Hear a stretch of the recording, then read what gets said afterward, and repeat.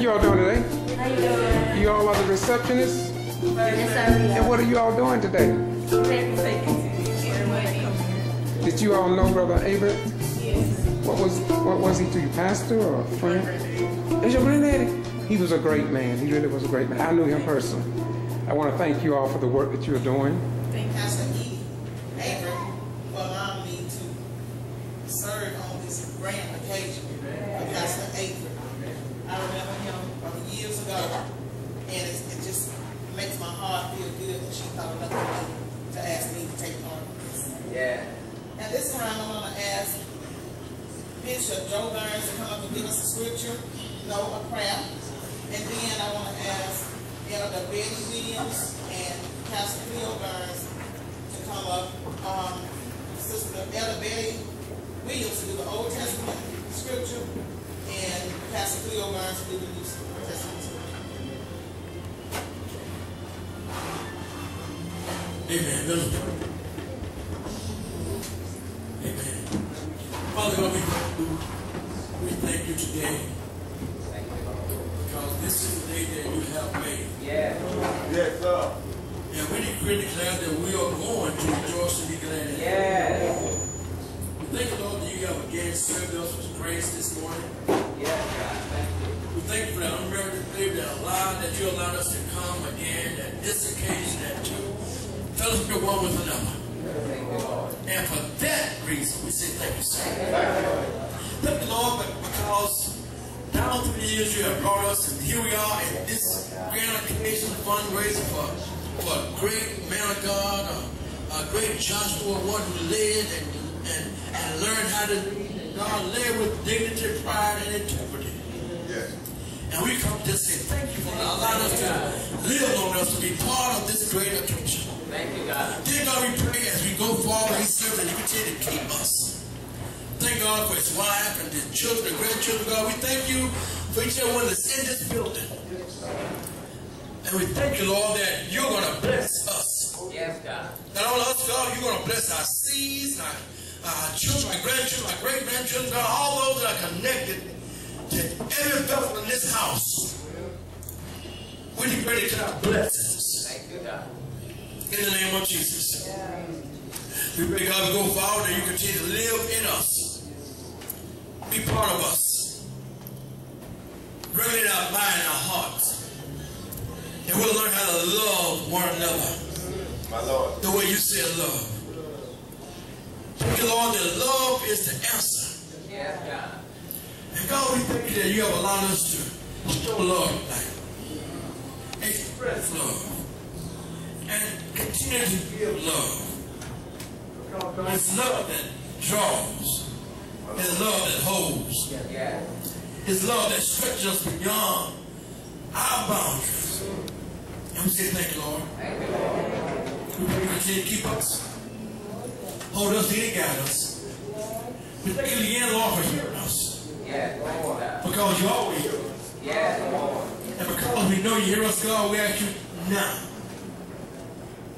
to allow your influence to come to us. Your influence guide and lead us. And because we invite your influence, now we expect a miracle. Yes, God. We expect a miracle. And we decree and declare, God, that all those that are sick in this building, now, we know that healing is your children's bread. And we say bread of heaven, bread of heaven. Feed us until we want no more.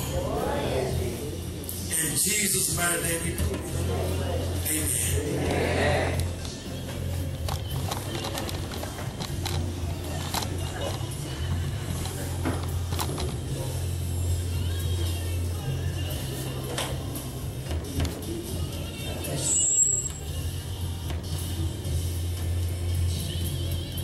Praise the Lord, saints.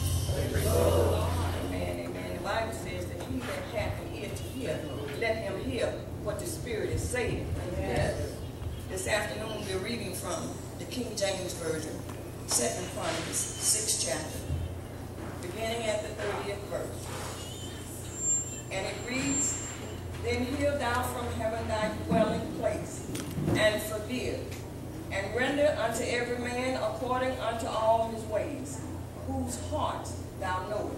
For thou only knowest the hearts of the children of men, that they may fear thee, to walk in thy ways, so long as they live in the land which thou gavest unto our fathers. The word of God for his people.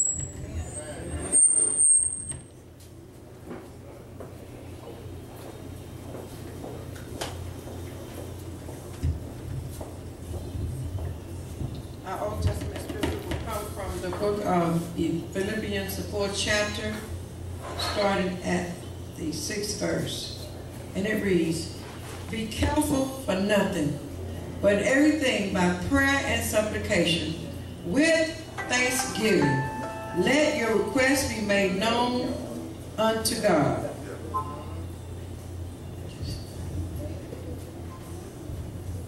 And the peace of God, which passes all understanding, shall keep your hearts and minds through Christ Jesus. Then he says, Finally, brethren, whatsoever things are true, whatsoever things are honest, whatsoever things are just, whatsoever things are pure, whatsoever things are lovely, whatsoever things are good report, if there be any virtue and there be any praise, think on these things, those things which you have both learned and received and heard and seen in me, do. And the God of peace shall be with you. The word of God of God's people.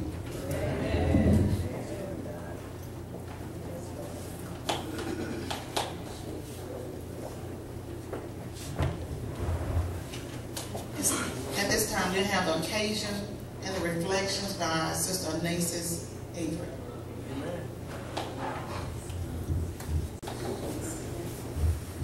Good evening, everyone. Good evening. Tonight we honor a humble man who was given to us by God, one who worked in any capacity that needed to be filled, a servant who gave his life to God, a husband, a father, a grandfather, and a friend to all mankind.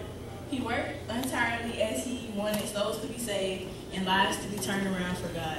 He was faithful in his work in every church and community that he pastored. Serving 30+ years, a faithful man of God, I speak of none other than the husband of Edie Averett, the father of Anastasia, Josette, Jared, and Tamara, grandfather of Rodriana, Aaliyah, Alacia, Anasis, and Cameron.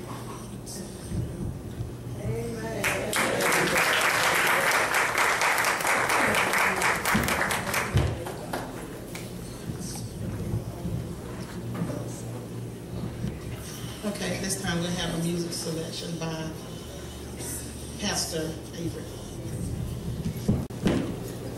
down at the cross. Come on. Where my Savior died. Clap it. Come on. Down where from clean, safe from sin, I cried. Oh, there to my heart was the blood of life. I'm singing glory to His name. I'm singing glory to His name, precious name, singing glory to His name, precious name. Oh, that to my heart was the blood of life. I'm singing glory to His. I am so unjustly saved from sin. Thank you, Lord. Come on, Jesus, so sweetly abide within. Oh, where He took me. I'm singing glory to His name. I'm singing glory to His name, precious name. I'm singing glory to His name, precious name. Oh, that to my heart was the blood of life. I'm singing glory to His name.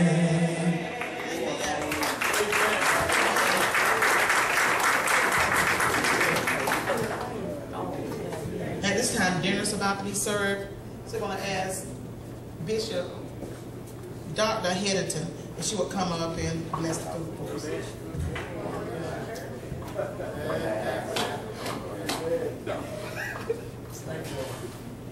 So praise the Lord, everybody. Praise the Lord, everybody. Let us bow. He's eternal God, Lord, I come tonight in the name of Jesus. Just to say thank you for one more time. The Bible says, oh, give thanks unto the Lord. Yes. For the Lord is good, and His mercy endureth. God, we come again. This second year celebration for this great man of God.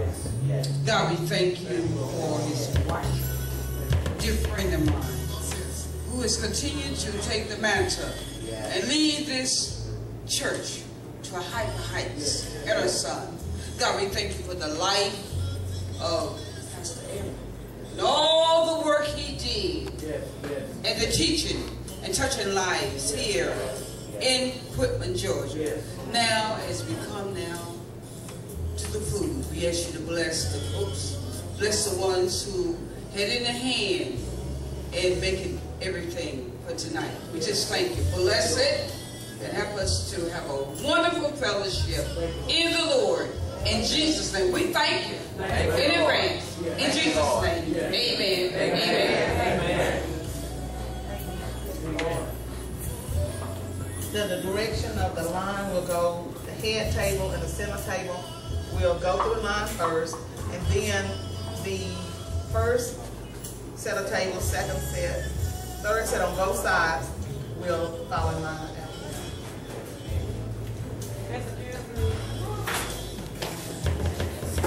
I want Cameron and I to sing a song.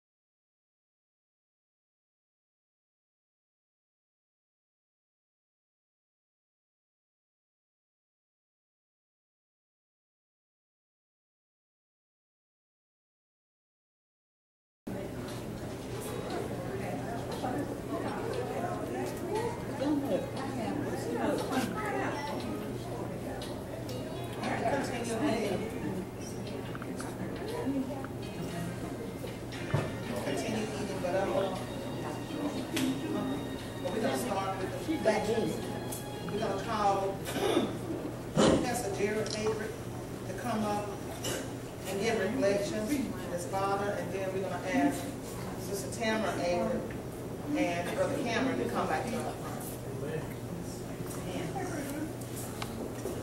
Good evening again, everyone. It's good to be here to take on a role like this. When you grow up a pastor's son, it's a saying that the worst 3 kids, the worst 4 kids is police, preacher, and judge, lawyer. I guess because all of your parents, they hold up the law. And you got a spiritual law. And so when police kids get in trouble, they tend to be much harder on you. And then Dad was always the kind of guy who hard on messing up the family name. He was hard. So I'm gonna try to do this in about 3 minutes. So I put down R.G. Averett wisdom keys. Just a few quotes, some things that he spoke. You know, old people, they got a way of saying stuff. You probably don't understand it, but it means something. It may, even if it just, you know, the old folk will look at it and say, that might mean something. You know what I'm saying? Someone look at you, and somebody may come and tell you something about somebody, and then they'll be like, you heard, and they'll be like, and they won't say nothing, but it means something. Or they may just not want to tell you. So I got some few things I'm gonna I wrote down that my dad, being a pastor's son, these are some quotes from my dad. Some from a spiritual perspective and some from personal life quotes.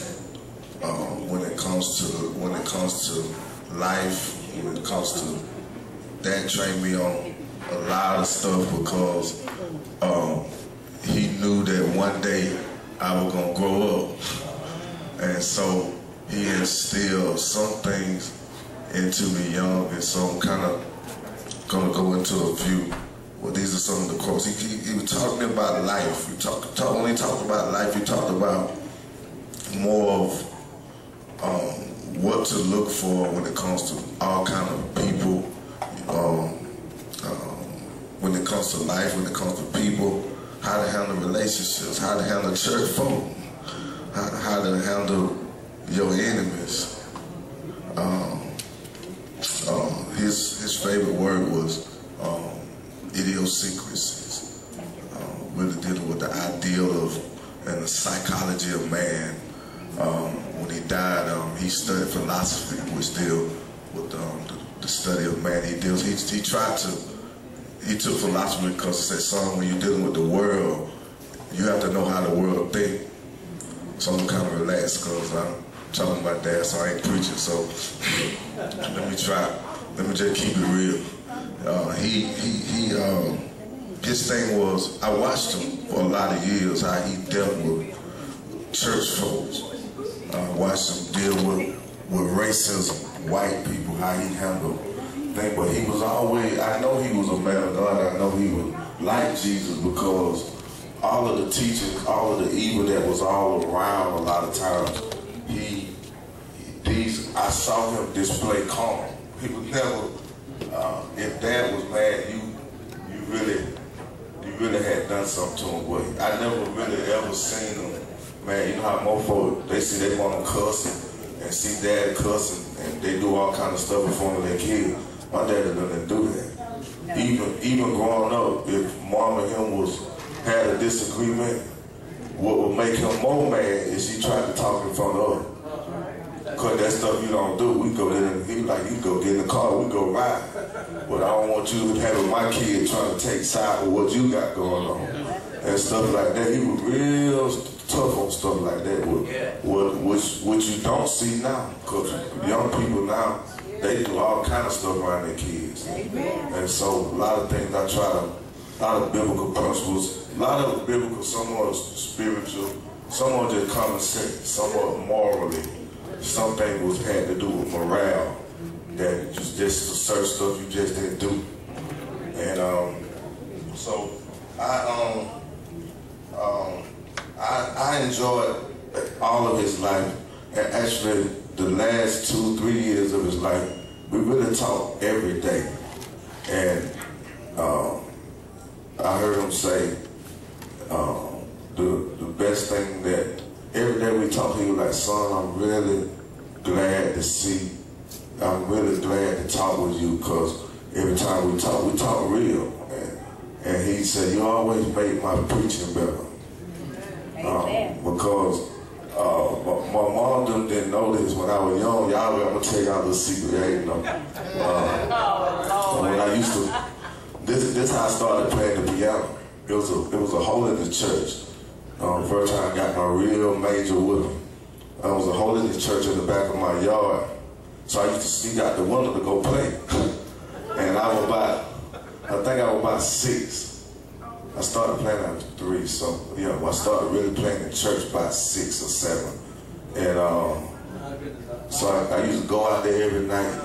They used to have a vibe, used to tip out the window, because I used to hear the music and the drum. I used to just run out there and get over there, and I used to beat out there. And sometimes I used to come back and know I done went home, and when daddy done found out I was gone, and I'd get the church folk to come over here with me, tell my dad. Tell my dad I was at church.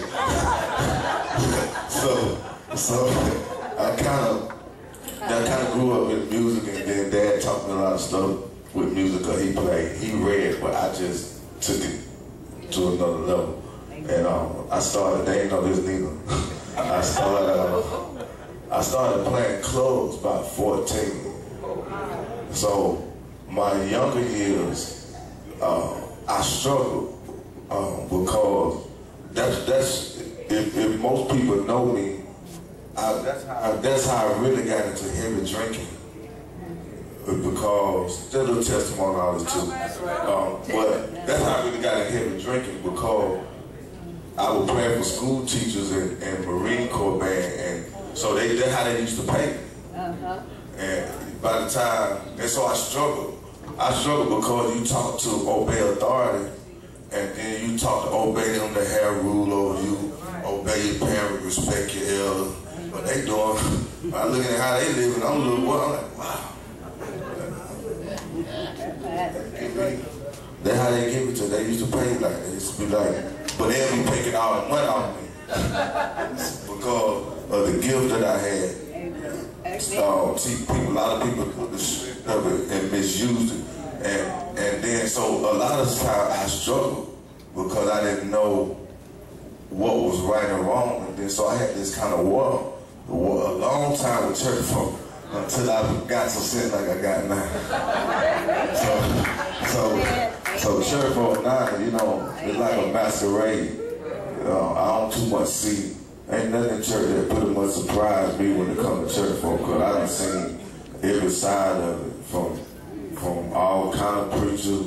I done seen the disrespect of deacons who don't care nothing about leadership, who don't care nothing about how they treat pastors. That's kind of stuff I watch. When I used to watch my dad deal with people, I was like, God, I'm kind of like how Moses was when he saw how the Egyptians were treated.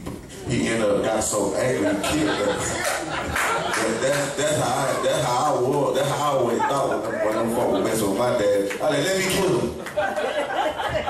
I used to be like telling my dad all the time, man, let me get these folks, Dad, I got you. I'd be like, for real. I'd be like, Daddy, you take this from these church folks.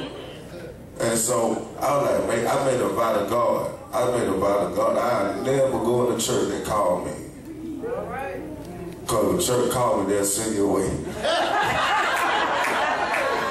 I ain't gonna never go in no church and let no hypocrite manipulate me like that. And they ain't living nothing. Amen. My Lord. Amen. Amen. Y'all know the truth now. I'm telling you now. I watched a whole lot of disrespect and hurt from my mom and people who just vicious. Really because they thieves and they want you to know they taking their money. And boy, if you AME, if you don't meet the budget, it ain't that real can't preach. It ain't real, they ain't doing a good job. It's just because that's how they get rid of you. That you don't meet the budget. And they did all kind of stuff like that to Dad and move him, trying to move him and do stuff like that. That it's very demonic, and people don't really care nothing about church, no preaching. You know what I mean? Folk don't really care nothing about no preaching now. There's respect. Back in the day, when I grew up, when I used to go to funerals and people always had a table for real. Or when you were walking up, if folk was outside drinking, folk was like, put that up there, right? You don't do that, no preaching. Y'all put that stuff up, just read. That's just how lost the world has become. You know, it's showing up the last days. Because when the Bible said it's gonna be, the word gonna fall on deaf ears. Folk don't want to hear the truth. You tell folk the truth, they leave. You tell folk, if you tell them money and blessing coming, they love that. Or you start talking about sin and shaking up and homosexual and shaking up and getting out of here and making sure you doing what you're supposed to do by, you know, I like the book of Revelation. It talks about how hell enlarges itself daily without measure. How there's so many folk dying in the world, going crazy. We in wars and all kind of rumors of wars, and people sit back playing like it ain't nothing. I'm saying, I wonder what's going on when I look at the condition of the church, because we not saving no soul. It's just big business now. Everybody trying to prove that my church is this and that, but I'm talking about when it comes to impacting lives. That's what ministry is about. That's why I love my daddy, because he was concerned more about people than he did. You know, you preach, they give you a check, but you can't pay a preacher enough to deal with church folk. You ain't gonna never. And I don't know if church folk, I wish that people didn't have their mind like they doing you a favor. Because the same folk that disrespect preachers, if they mama die, they call you. If they children die, they call the preacher. But then as soon as somebody die, as soon as they need their baby dedicated, they call the preacher. And then when the preacher tell you how to live, then you gonna go against them. And then people, it's just so disrespect. So I've watched a lot from Dad, just dealing with life and how to handle people, how to handle his enemies, how he handled so much stuff. And I hate sometimes that I didn't do more while he lived. And I really wanted to be a much more better son. That's what we have to do as children of God, not just children at home, that we should be better people when it comes to obedience and doing what's right, so that we can receive and have the blessings of God with the blessings of the Lord make it rich and it added no sorrow. So a lot of times, because that's how you know when people got all this drama going on, they're not blessed. They're not blessed. They keep it real. You know, it's not a lukewarm. What I learned about life is, it's not you ask somebody, like if I ask you how you doing, somebody say I'm doing all right. No, you either doing good or you're not. You know what I mean? You know what I mean? When you see somebody say all right, they shake. That's a lukewarm person, because you should know how you doing. Amen. And so just a lot of things I learned with Dad, and just so much I can say, but I know we got to go. And so I just thank God for y'all listening to me for a few seconds to talk about this great man of God, the best man I know. When I really started preaching, I really didn't know he was a bad man. Because when I grew up, I was thinking preaching was somebody,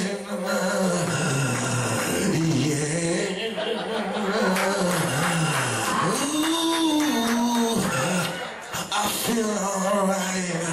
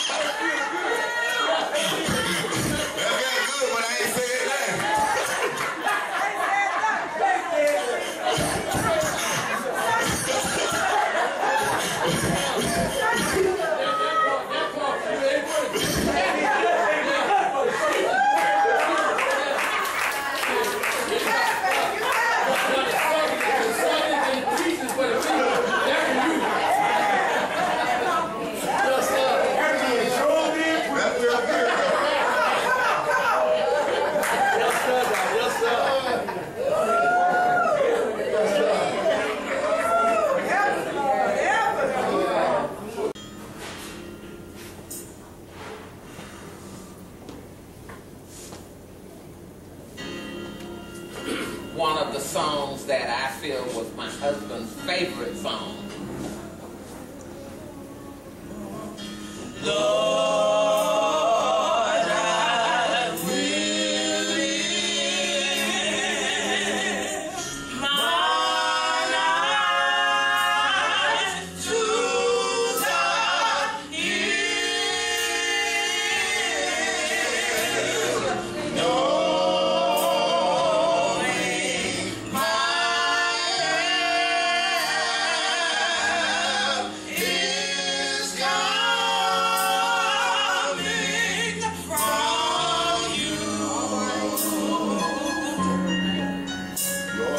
Your peace you give me is time of the storm. You are the source of my strength. You are the strength of my life.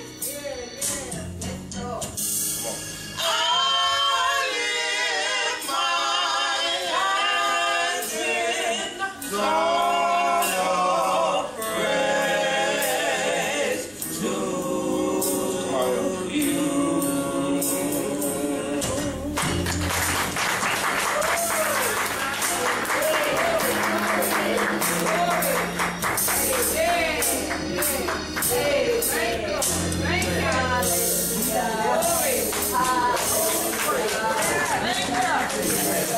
They can't just mess me up like that and sit down and expect me to keep on presiding. Woo!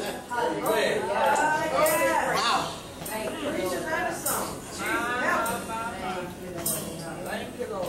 We're going to move forward with the reflections. At this time, we're going to call Sister Maddie Nellums up. Yeah. She's the president of the Martin Luther King Committee. Amen.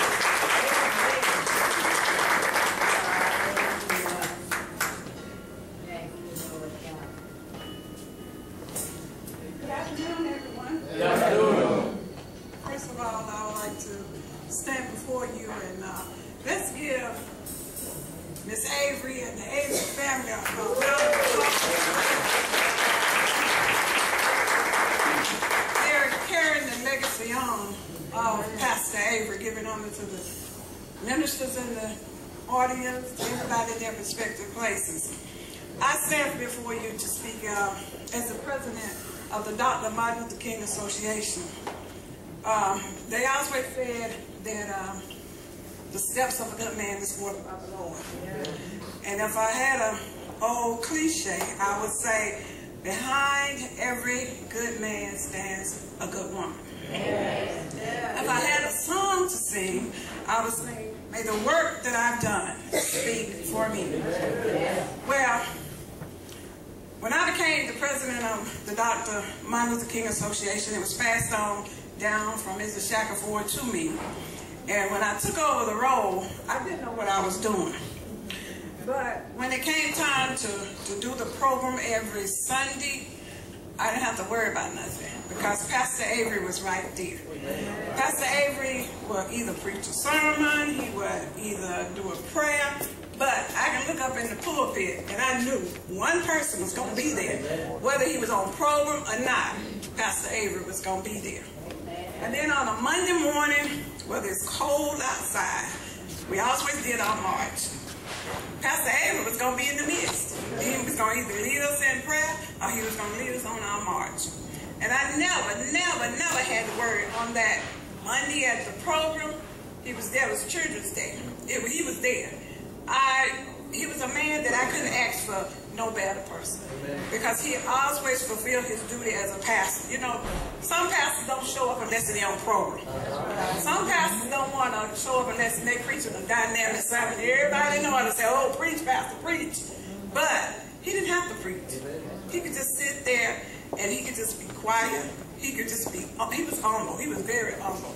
And I tell you, I did not have to, I couldn't ask for a better sidekick, as they say, to help me to make that program a success. And I think Mother Avery, I would call her then Mother Avery, for allowing us to have her husband there with us to show us, because, you know, even though you're a pastor and you're supposed to be able to minister to everybody, he was that type of pastor. He was that type. He was very, I just can't explain it. I really can't. And I just wanted to say, you know, of all the things he done for us while he was here, and I think we really honored him one day.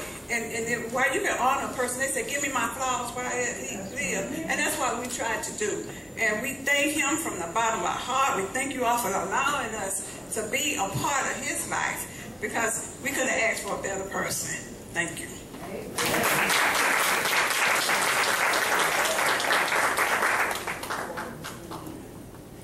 I want to ask Mr.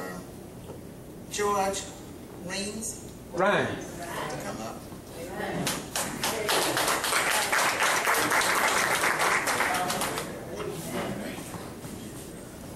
Greetings to everybody here. My name is George Boston Ryan, and I'm from Brooks County. I retired from the United States Armed Forces. Been to a lot of cities and to a lot of countries. I met a lot of pastors, and I met a lot of men and women. Truly tonight, I can say it is an honor to have been asked to say a few words and reflect a man who really needs no reflection. You see him in the portrait, but he's not in that portrait. You can't keep him in a portrait. I remember when the Equipment 10 were arrested, charged with 100 to 200 bogus voting rights violations. I looked for many of the old-time preachers when I went to school at Washington Street High School to be in the number and stand with those earlier students. But now they were educators, doctors, and professional people. There was many pastors, but I can tell you tonight that pastor stood with them. And I personally wish that all 11, because one of them died, would have been here tonight. Because truly he stood with them. Averett was indeed a humble man. He had a humble father, a humble husband, and you all had a humble giant. And don't get me wrong, I understand that some of you didn't like it.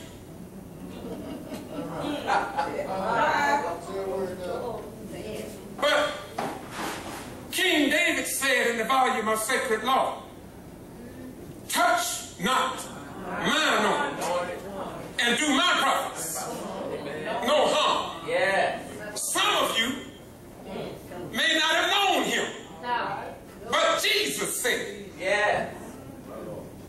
my sheep know my voice, and a stranger they will not follow. I read somewhere else, Averett knew this. St. John 8:32 say, for the wages, not the wages, but he said, ye shall know the truth, and that the truth shall set you free. And he was free. Because he didn't walk in fear.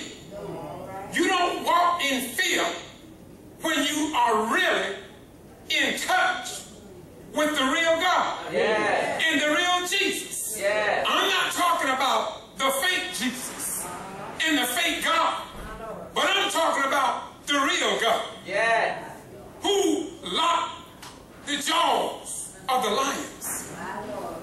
And so in closing, she gave me 3 to 5. I was in the military for 20 years, but one thing I learned: follow your instructions. So I'm going to take my seat. I want to say to you all that some of you may not have known him. Some of you don't know what he said, what he stood for with Equipment 10+2. And he went all the way until they was cleared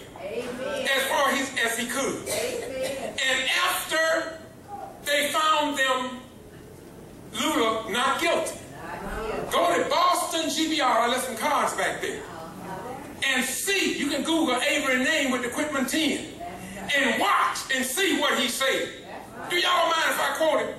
Can I quote him to show y'all that he wasn't on it? Y'all excuse this term, we all church folk, I think. He was not a punkified preacher. Here's what he said.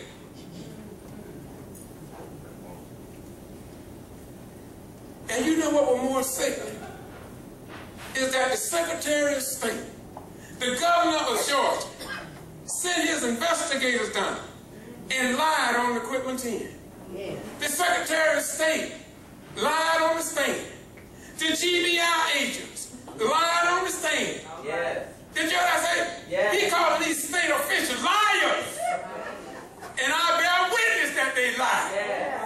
And so when you watch this video and look at the power that Averett spoke, I mean, the passion was so strong. That man was hurt. He told me it hurt him, the way they crumped them people up on these charges. And y'all excuse me, but many of you black folk didn't even come not one day to the trial. Wow. Averett was there every day. There was a 19-day court case.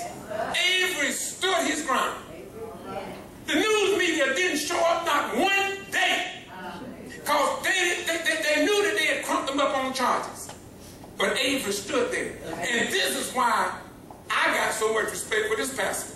I don't have a damn worth of respect for a pastor who don't stand up. And have y'all noticed that these new pastors, brother, I can identify what you said. These modern day pastors, they don't stand up for what the pastor did yesterday. I got back in this area in 75. The pastors, I'm a Mason, I was in the Masonic Lodge. Some people hate them, but you do your hating, I'm going to do my loving. And I'm going to do my standing. Yeah. But when I got back here, it was the black preachers who was involved with the NACP and the Masonic Lodge. They were men. That's right. But today, we speak as clergymen behind 4 walls of a church. But Jesus, thank God, he came out from behind the wall. Yes, he did. Stood before the president of that day. Yes. Moses came out. Yes. Stood among the president of that day by the name of Pharaoh. Yes. And he claimed the holy ground. Yes. How many pastors today are claiming the holy ground and looking after the real church because somewhere I read it, the building ain't the church. Know ye not that your bodies are the temple of God. Amen. Stand up, those people.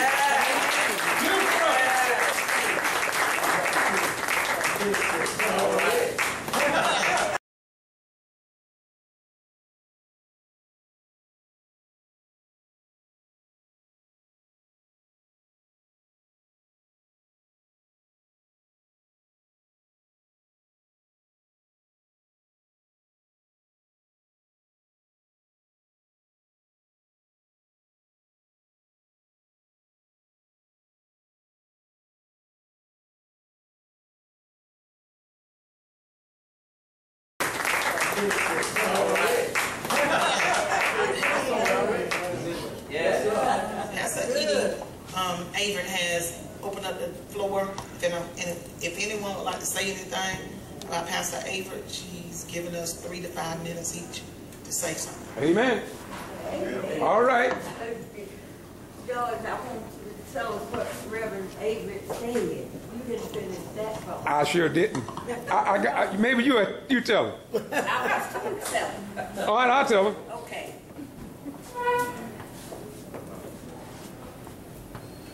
Averett, I may miss him because he said so much. But the bottom line was, Averett said, they lied. They lied on the stand. Now, can you imagine a man standing up from Brooks County, residing here, and calling the governor a liar? That's what he did. Then he went on to say, he said, what I hate the most is that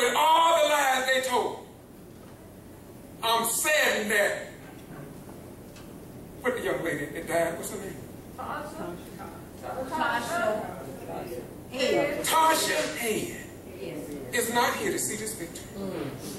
I talked to the father of that young girl, and she was a lupus patient. In the day of judgment, somebody gonna have to pay because they put stress on her, and the daddy believed it took her in. But Averett stood up and said about her, I'm sorry that she's not here. And he went further to say, they didn't know who they was messing with. Averett said they don't know that when they got out that they were talking about Nancy dinner. They said they didn't even know her. Then they talked about Diane. Said they don't know who they was messing with. Now, I'm going to put the mic down. Thank you, my beautiful sister. I could say more. He said so much. I got to remember because I watch Averett tape all the time. When I'm going through on this, sometimes I just put it in the car on my auxiliary and listen to that man speak. And not only that, just like Miss Gladys, when I walked out with that mic and I put it to Gladys, Gladys had something to say. When I put it to Averett, Averett had something to say. When I put it to Maxwell, Maxwell had something to say. But a lot of other people, when I gave them the mic, they gave me hell. But truth keep moving on. I can't tell the story here, but please, I left my cards on the back. I'm serious about this. In fact, what I may do, now I'm going to do this.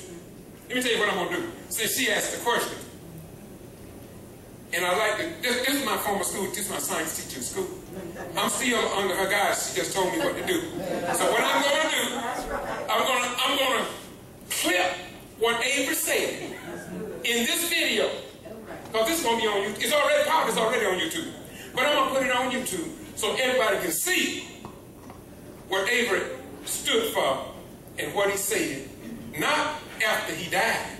See, some people are waiting till they get to heaven to do everything. Thank God Averett did something before he got to heaven.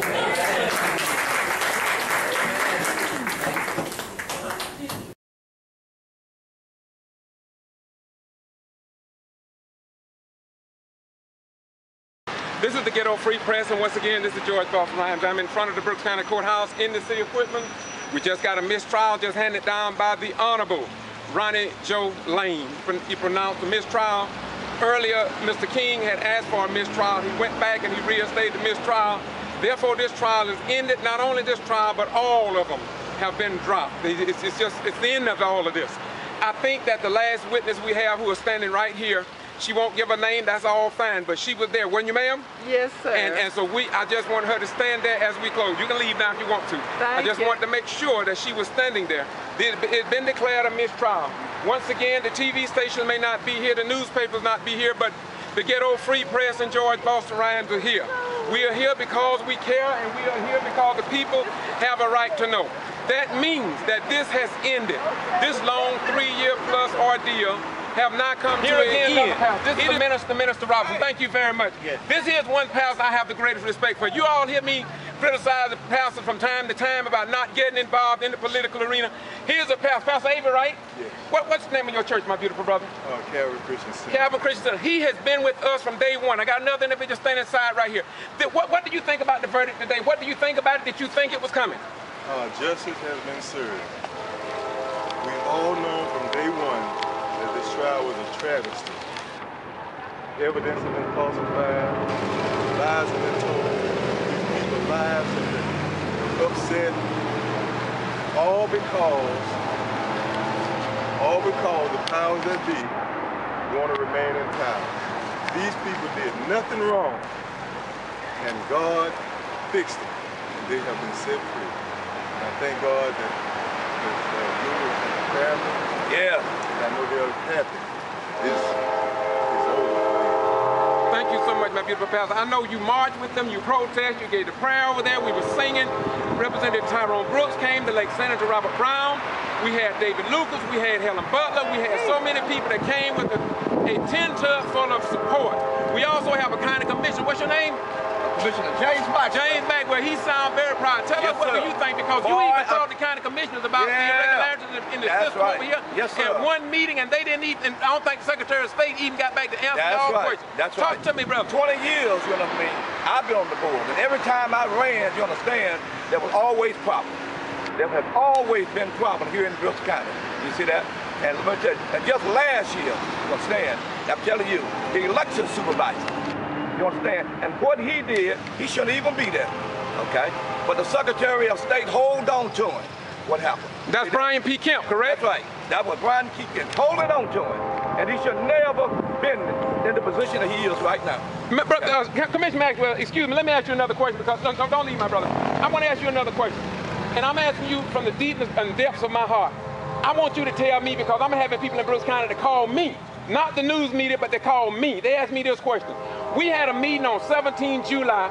We had the state investigator come down from Macon, Glenn Austin, I believe it was. Yeah. What finding did they find as a result of y'all complaints? Did they ever come back and answer y'all complaints? Another thing. If they didn't answer your complaint, do you think the politicians here in the state of Georgia, including the Democratic Party and Republican Party, do you really think that they are concerned about voting rights here in the state of Georgia? If they didn't come back and answer you all, what message that sending to the voters of Brooks County? That's right. That they don't care. That's exactly what happened. See? And it's a shame. It's a shame. But God, you understand, He has answered our prayer. And once again, okay. It has been almost 3 years. Over 3 years.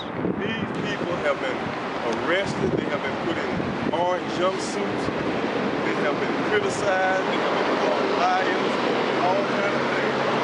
When they did nothing wrong. The only thing they did was got the vote out.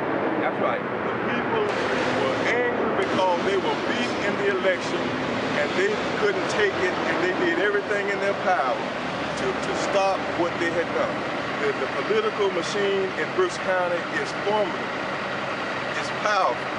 And they ran an excellent campaign, and they beat everyone that they ran against. All right, brother Commissioner Maxwell, let me ask you a question. I don't think anybody could better answer this question than you.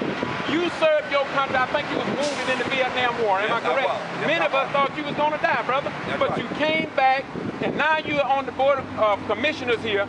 And I believe that you probably can tell people more about this place than anybody else. Now, I'm going to ask you a direct question. Did not the Equipment 10, for the first time in history, make the majority on the Brooks County Board of Education? Wasn't that a historic landmark when they had majority vote on that commission? It was. It sure was. That's right. What happened?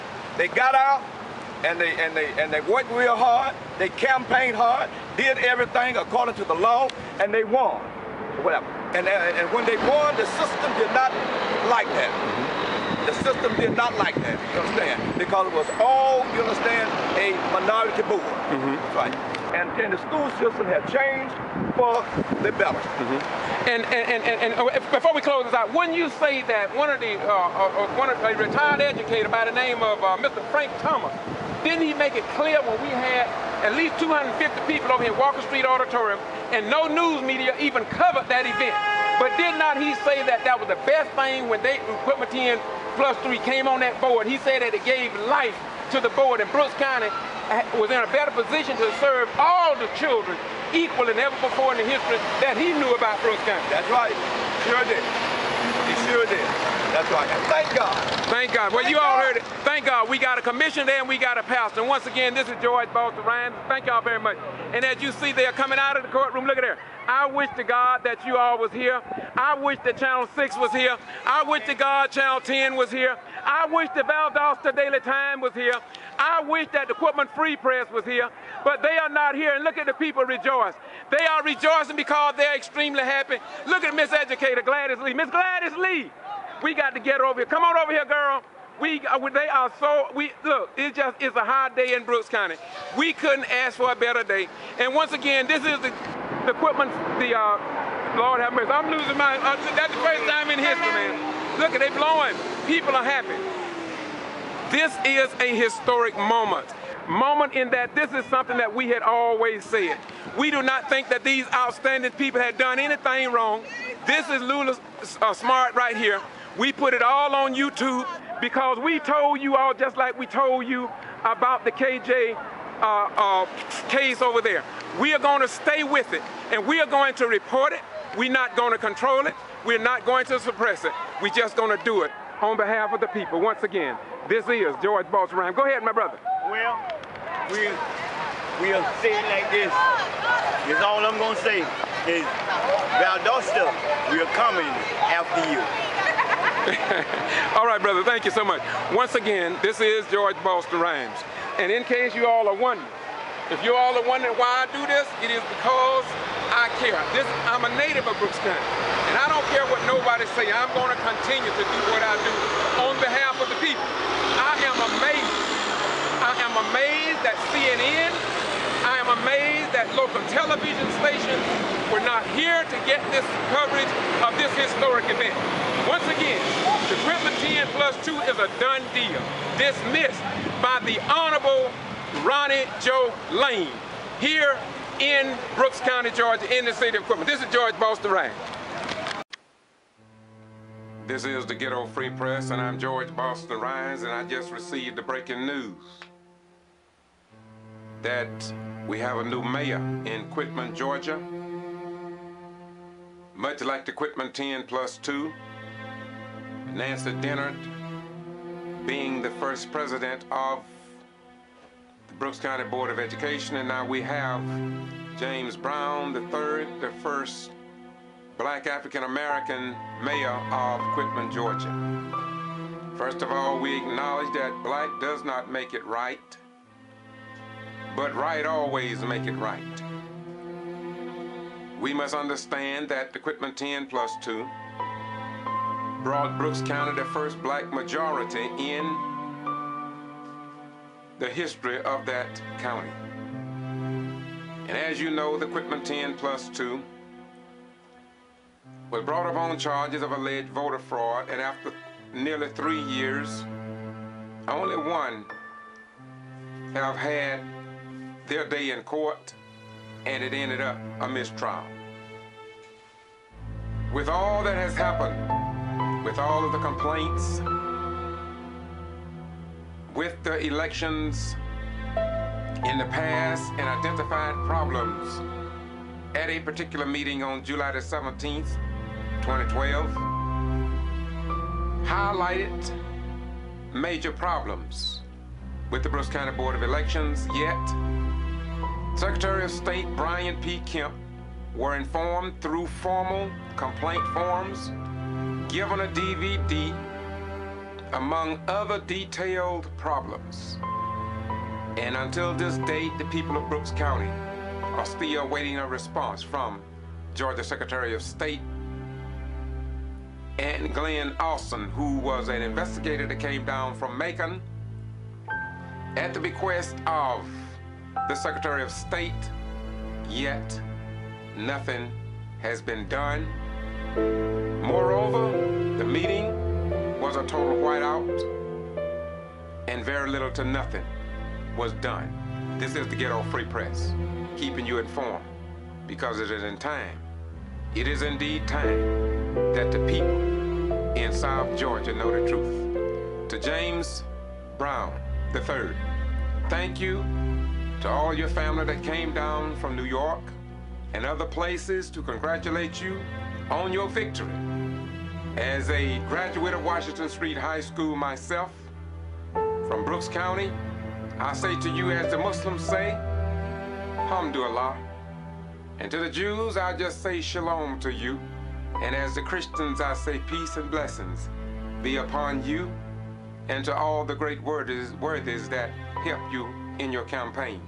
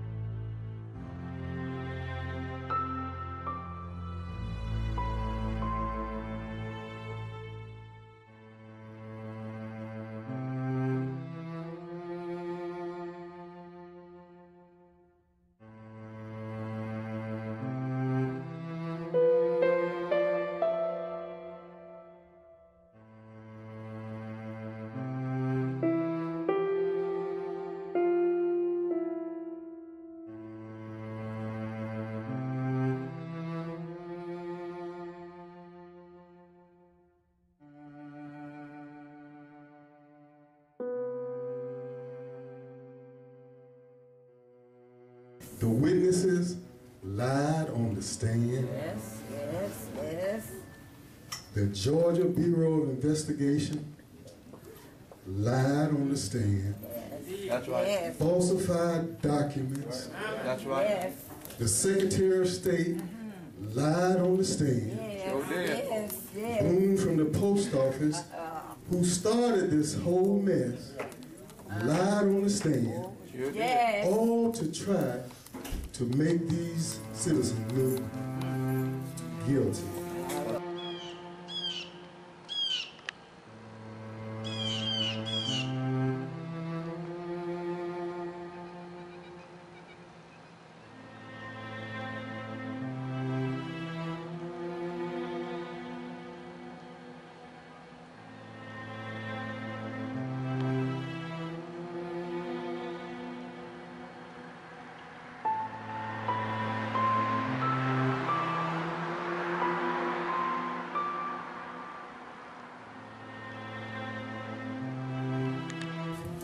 Good evening, how you doing?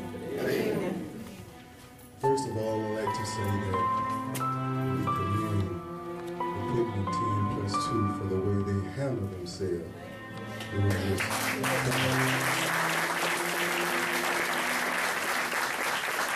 the thing about it that was so beautiful is that it was all of us. And we had a wonderful team. Sister Lewis Smart, Nancy Denner, Mrs. Simmons from Atlanta, and Attorney King. They made those people look like amateurs. Amen. Woo! I want to give you a little background, but I'm so thankful to the Pittman team plus 2 that they did not take a plea bargain. Amen. Amen. If they had been convicted of one crime, that would have been a felony on their records, and they would have been messed up for life. My prayer to God was total exoneration, innocent on all counts, and God brought us through. Sure did. I want to give you a little background. On December 2010, 10 citizens of Quitman, Georgia were arrested and accused of voter fraud. These citizens was arrested, unceremonially put in orange jumpsuits, their names splattered all over the newspaper, the television, the radio, and this was only an indictment. An indictment is only an accusation. But yet these citizens were presumed guilty before there was even a trial. Amen. And we must understand that every citizen is presumed innocent until proven guilty in a court of law. When they was arrested, we thank God for the community that came together. And the first meeting was held at Bethel AME Church. We thank God for Bethel for opening their doors. I was the pastor there. We also like to thank our good friend Floyd Rose. Stand up, Pastor. God always have people in place when you need them the most. Amen. He is a stalwart in the civil rights movement. He knew what to do. He even named the Quitman 10. Amen. He showed us how to get this movement organized. And we thank God for him. He's from the SCLC. Amen. We thank God for them and Tyrone Brooks coming down and helping us.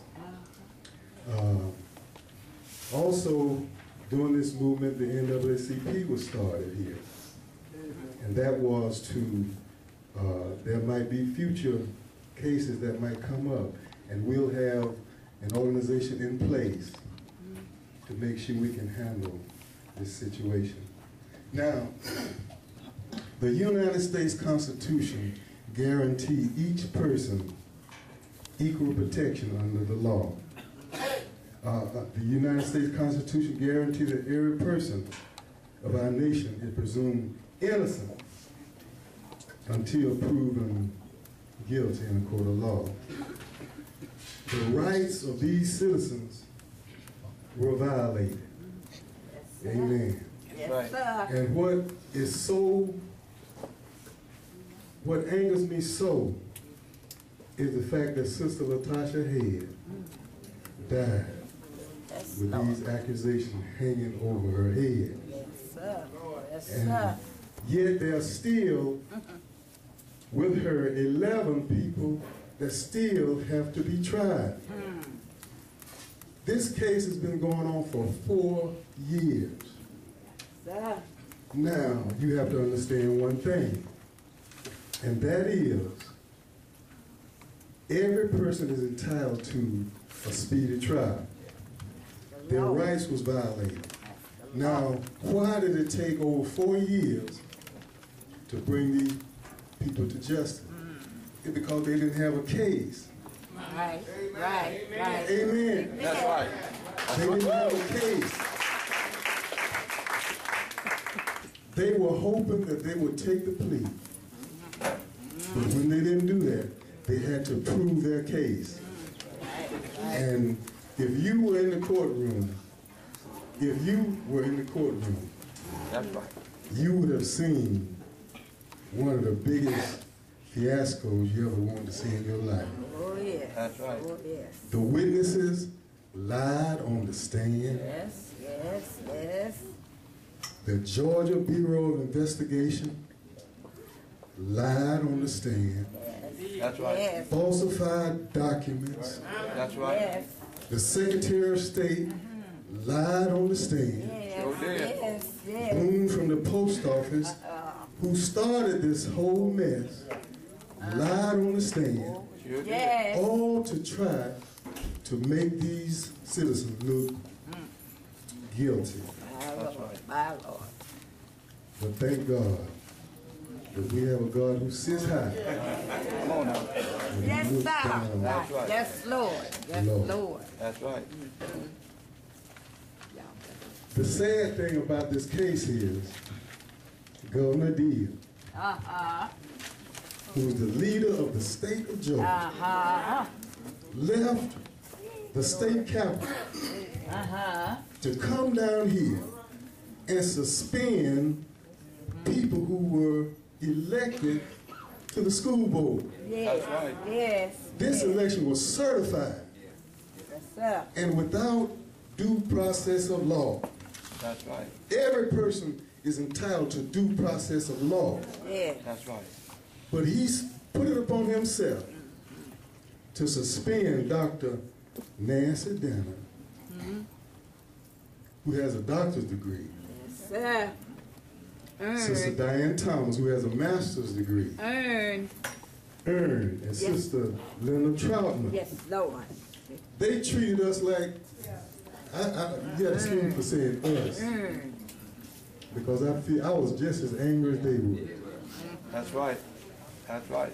Every citizen in Brooks County should have been angry Upset. Come on now. Yes, sir. for the way they treated our citizens. Yes, That's right. sir. But yet many people didn't get involved because, number one, you thought they was guilty because the white man said they was. Woo! There it is! Woo! There it is! Come on now. That's all right. That's it. And you're scared. Come on now. That's it. That's it. My question is, how are you going to get the horse back into the barn? That's right. These people's names have been tarnished, their reputation besmirched. They have been talked about, accused of different things. And now they are proven innocent. How are you going to get the horse back in the... How will you restore these people good name and reputation? How are we going to do that? We need to look at that and see what we can do to help them restore their good name. One thing that most people didn't understand, and I'm getting ready to close, were that when the G.B.R, the Secretary of State, canvassed the community, they tried to strike fear in the heart of the black community. Woo! Yes, sir! Yes, sir! Yes, sir! They didn't want you to vote. That's right. They especially didn't want you to vote absentee, because those absentee ballots can be accounted for. Yes, sir. Paper trail. This trial proved that there was corruption downtown. That's right. If it wasn't for the absentee ballots, it never would have been uncovered. That's right. Many people don't understand that when those incumbents were declared the winner that night and woke up and had lost the election that next day, it's because they didn't intend to count the absentee ballot. That's right. That's right.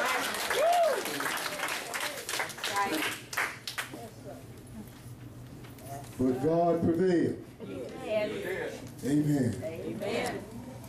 The prosecution changed the wording on the ballots to prosecute Lula Smart. The language was not there in 2010. They changed it. My Lord, my Lord. That's right. On the ballot to make it look like she was guilty. The prosecution suppressed evidence. Yes, sir. They hid evidence. Show they did. I'm a witness. Amen. Show them. Speak it. Tell the truth. I believe that we ought to demand, as concerned citizens, Yes. that they drop the charges on every remaining member.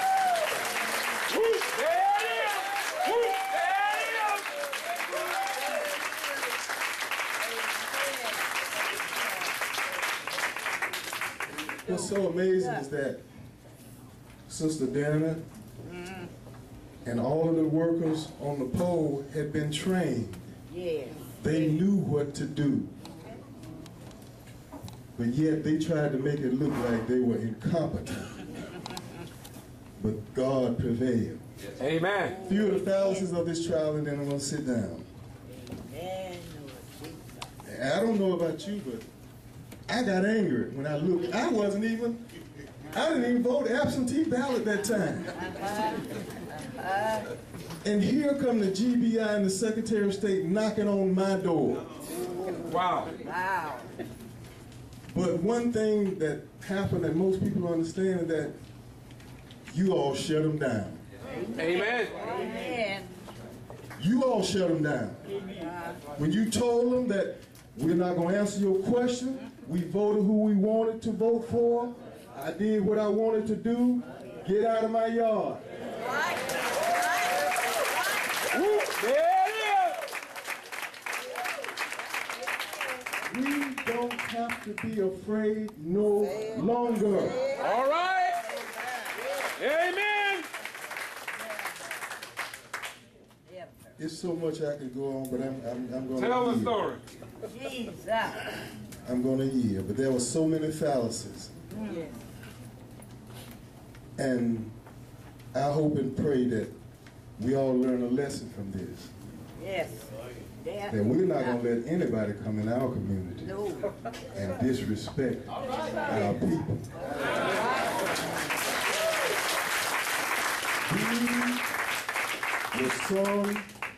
These were the leading citizens of our community that they went after. Amen. Amen. Amen.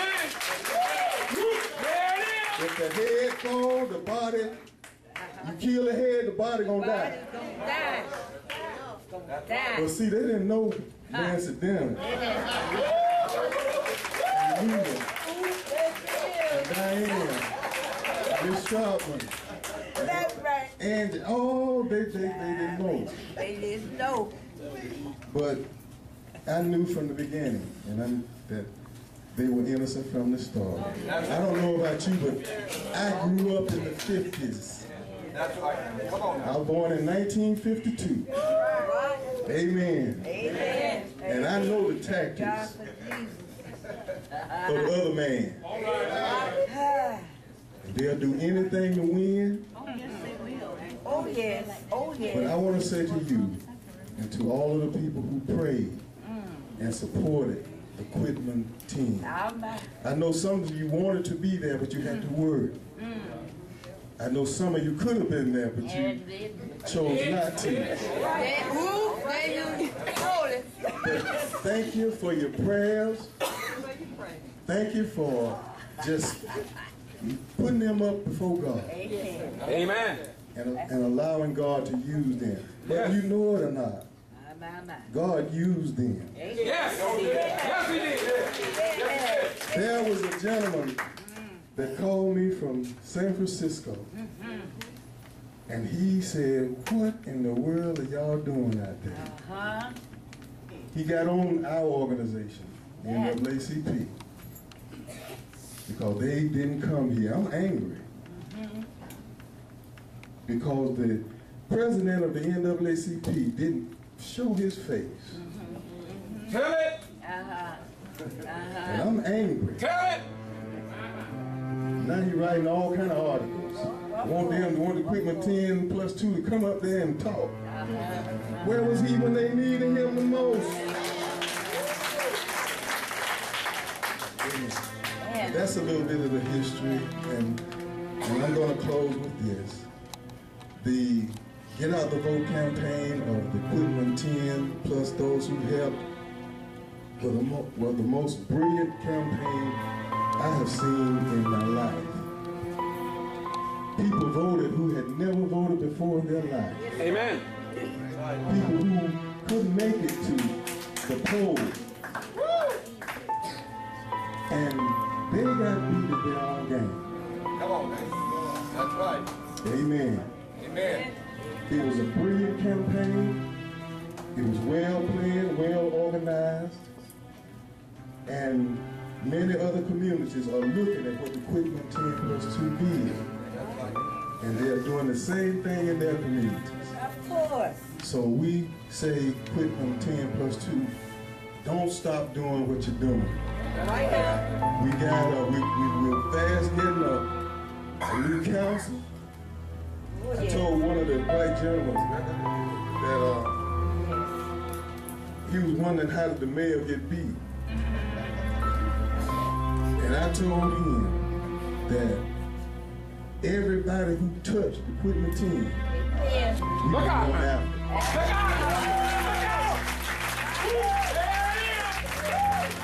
There it is.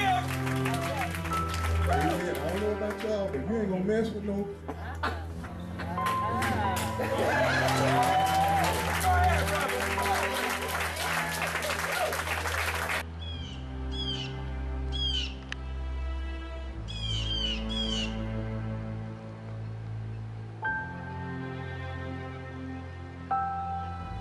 Lied on the stand. Yes. The Georgia Bureau of Investigation lied on the stand. That's right. Yes. Falsified documents. That's right. Yes. The Secretary of State lied on the stand. Yes. Boone from the post office, who started this whole mess, lied on the stand.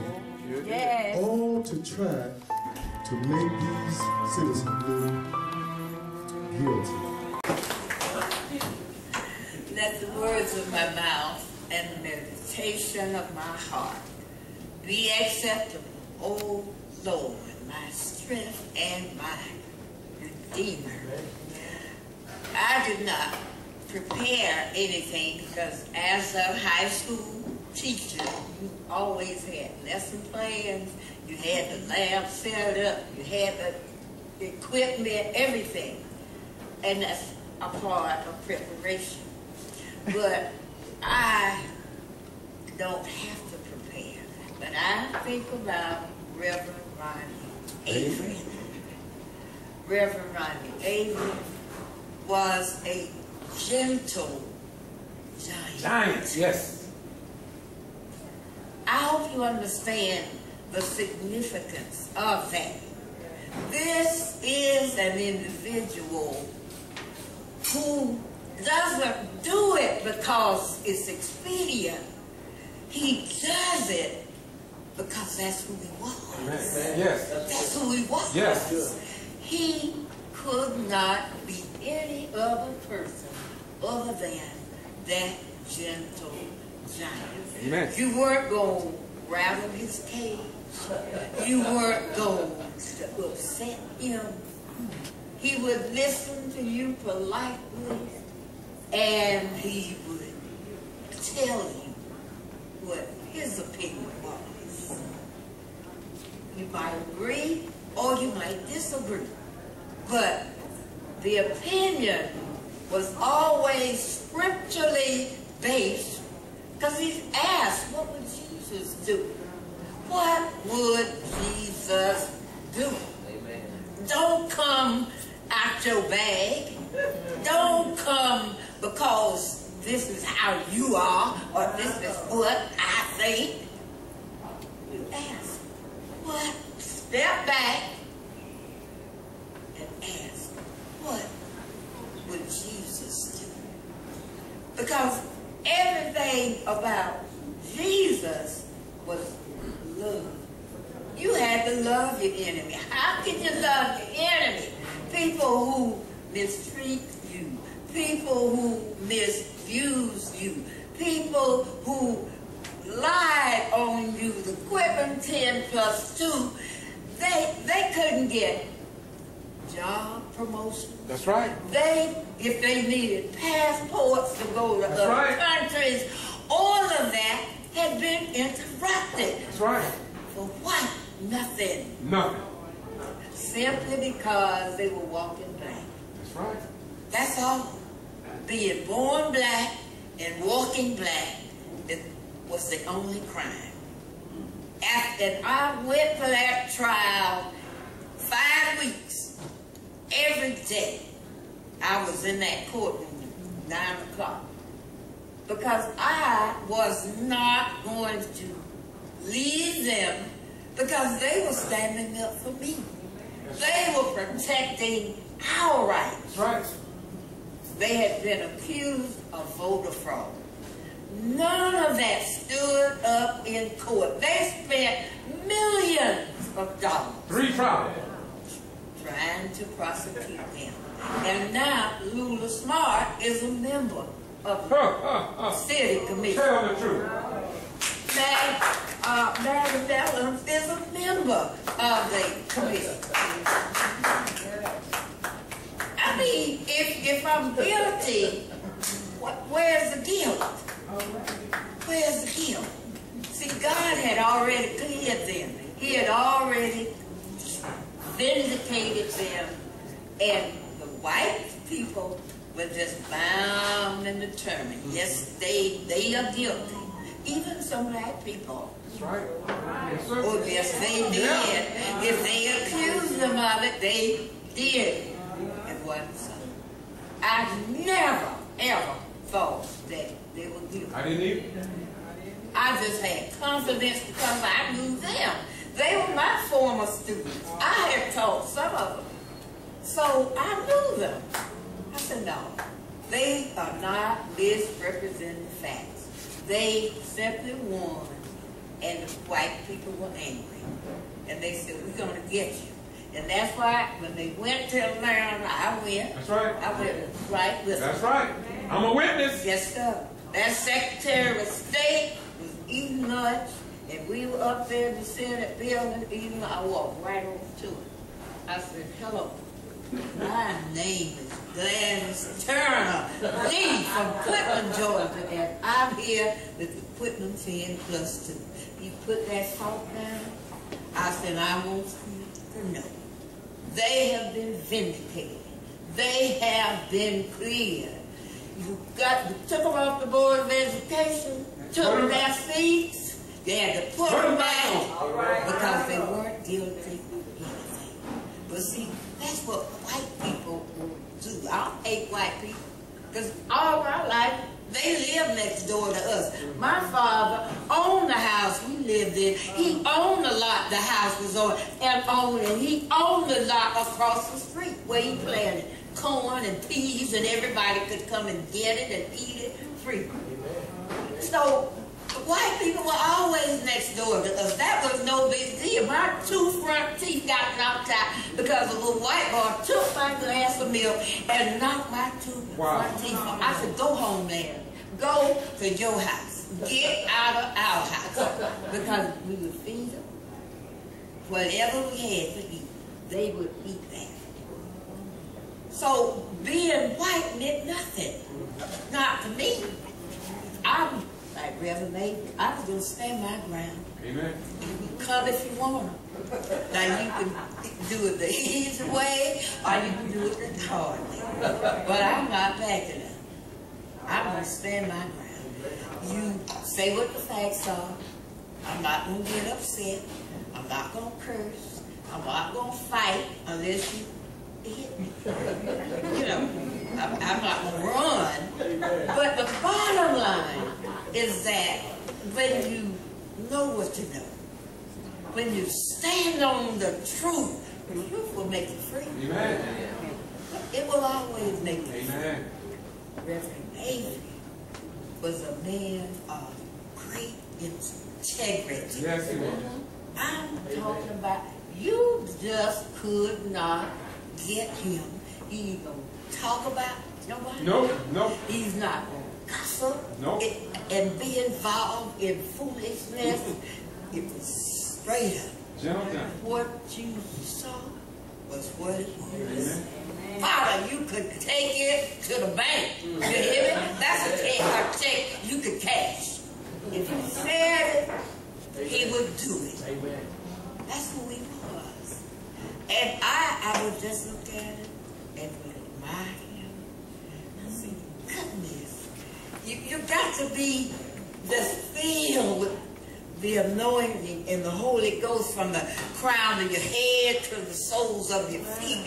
Not to be bothered about people and how they want to get you to react. I had one student, his name was, I guess you know, Solomon Coco, that sings, you know, Edwards. And Solomon was in my 10th grade, and Solomon would never, ever get upset. He played basketball, he sang, he played football, but they could never rile him to upset him. So one day, when homeroom was over, and he was about to go in his first period, I said, Solomon, how is it that you never get upset? I said, even on the basketball court, when they make a bad call, or they foul you, or they say that's your 5th foul, you're out, you don't start throwing chairs, and you don't start using profanity. You are calm. He said, Miss Lee, that's who I am. Say, if I behave any other way, then I become someone else.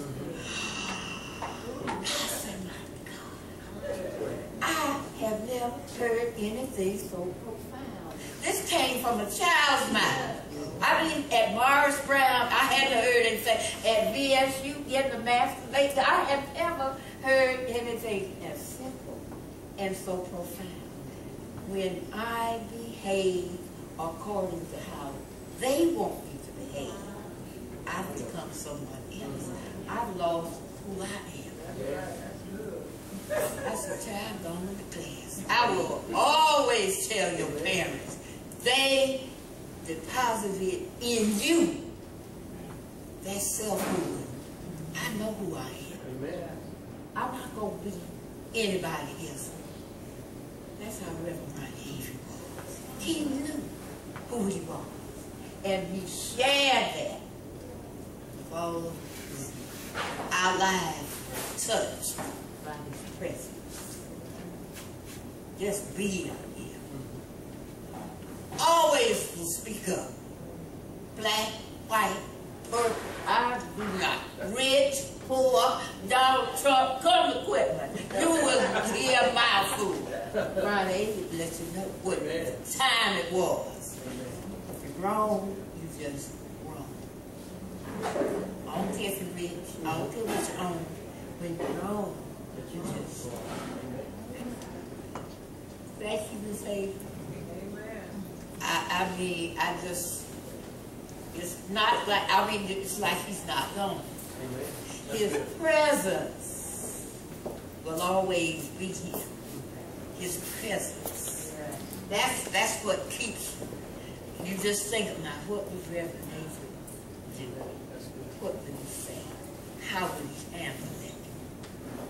It's going to always be that Christian, God-centered, right thing, so that I'm not going to hurt you, I'm not going to help you, I'm going to just keep it level. Amen. That's what it was. Amen. God bless. Less than 10 seconds, not even that. This educator stood in the community. She's one of the only educators that I knew, that I went to school with. She was a warrior then, and she's a warrior now. Amen. And before I leave, or before Miss Lee leaves, I want her to know we appreciate you because you stand your ground as an educator of Washington Street High School and Brooks County High School. So thank you very much.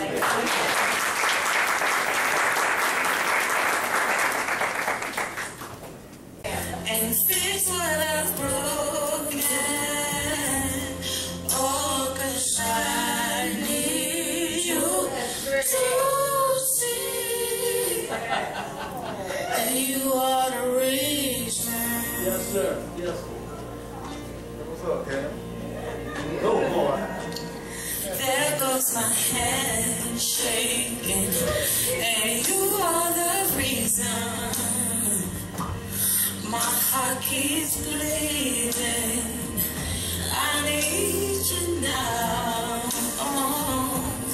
And if I can turn back the clock, I'll let you light the feet in the dark and spend every hour of every day keeping you safe. I climb every mountain and swim every ocean just to be with you and fix what I broken. Oh, 'cause I need you to see that you are the reason.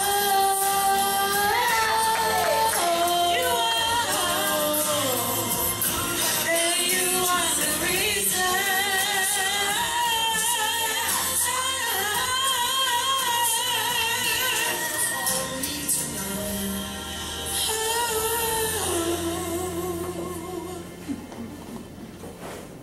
I climb every mountain and swim every ocean just to be with you and fix what I've broken.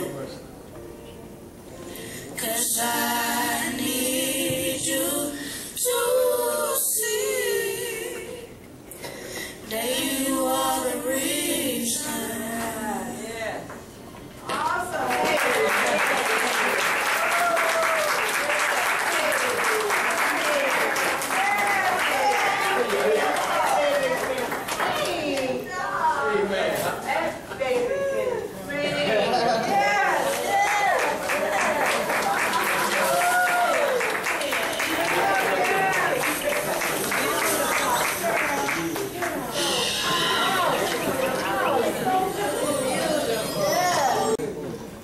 It's a singing family, ain't it?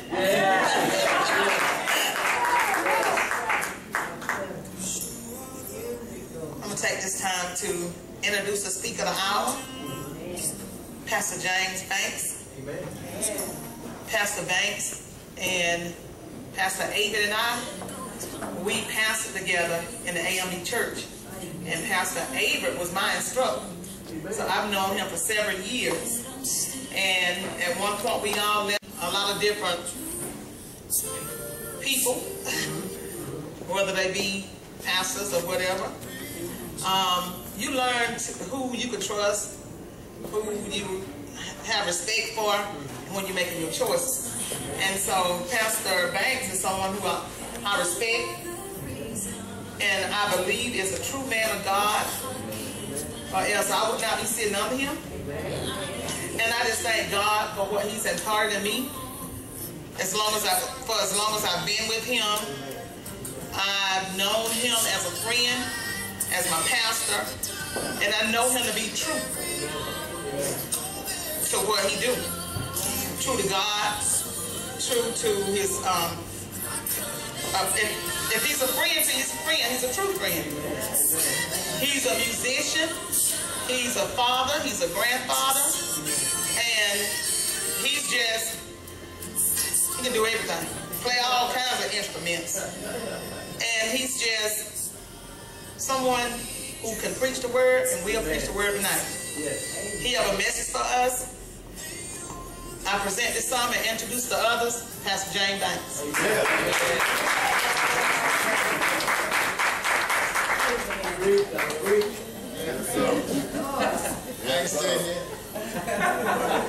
First of all, let me just say how glad I am to be here.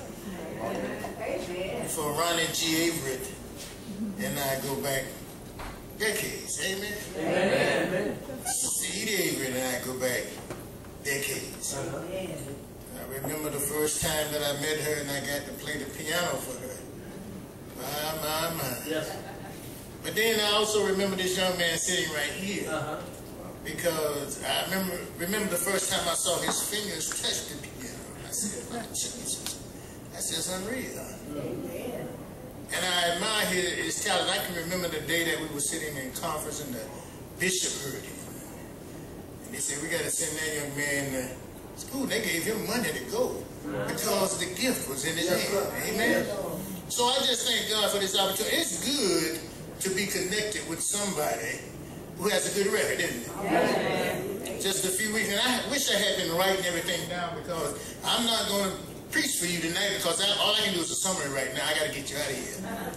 But just a few weeks ago, we eulogized a good friend of mine, an educator himself, my fraternity brother, and Brother George Lewis. And one of the things he used to say to me was, my brother, a short pencil is better than a big memory. Yes. I should have been writing everything down that you said tonight because you've already done all that we need to do for Ronnie G. Averett. Amen? But as I was listening,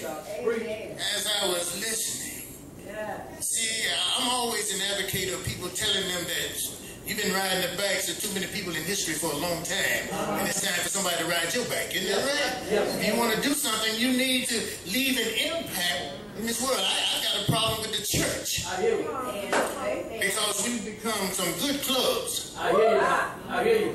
But we have not done anything. If you're not impacting a life, it's not doing anything. I hear you. It's good to come hear a good sermon. Amen. It's good. You know, people tell me we had a holy time tonight. The spirit was high in the church. People were slayed on the floor. And I never see them get slayed at anything else during the week after they've been slayed on the floor. They just been slayed there and they do nothing else. It does anything, no good. If that's all you came, you know, I was a good party man. Amen. I hear you, dog. You talking about you.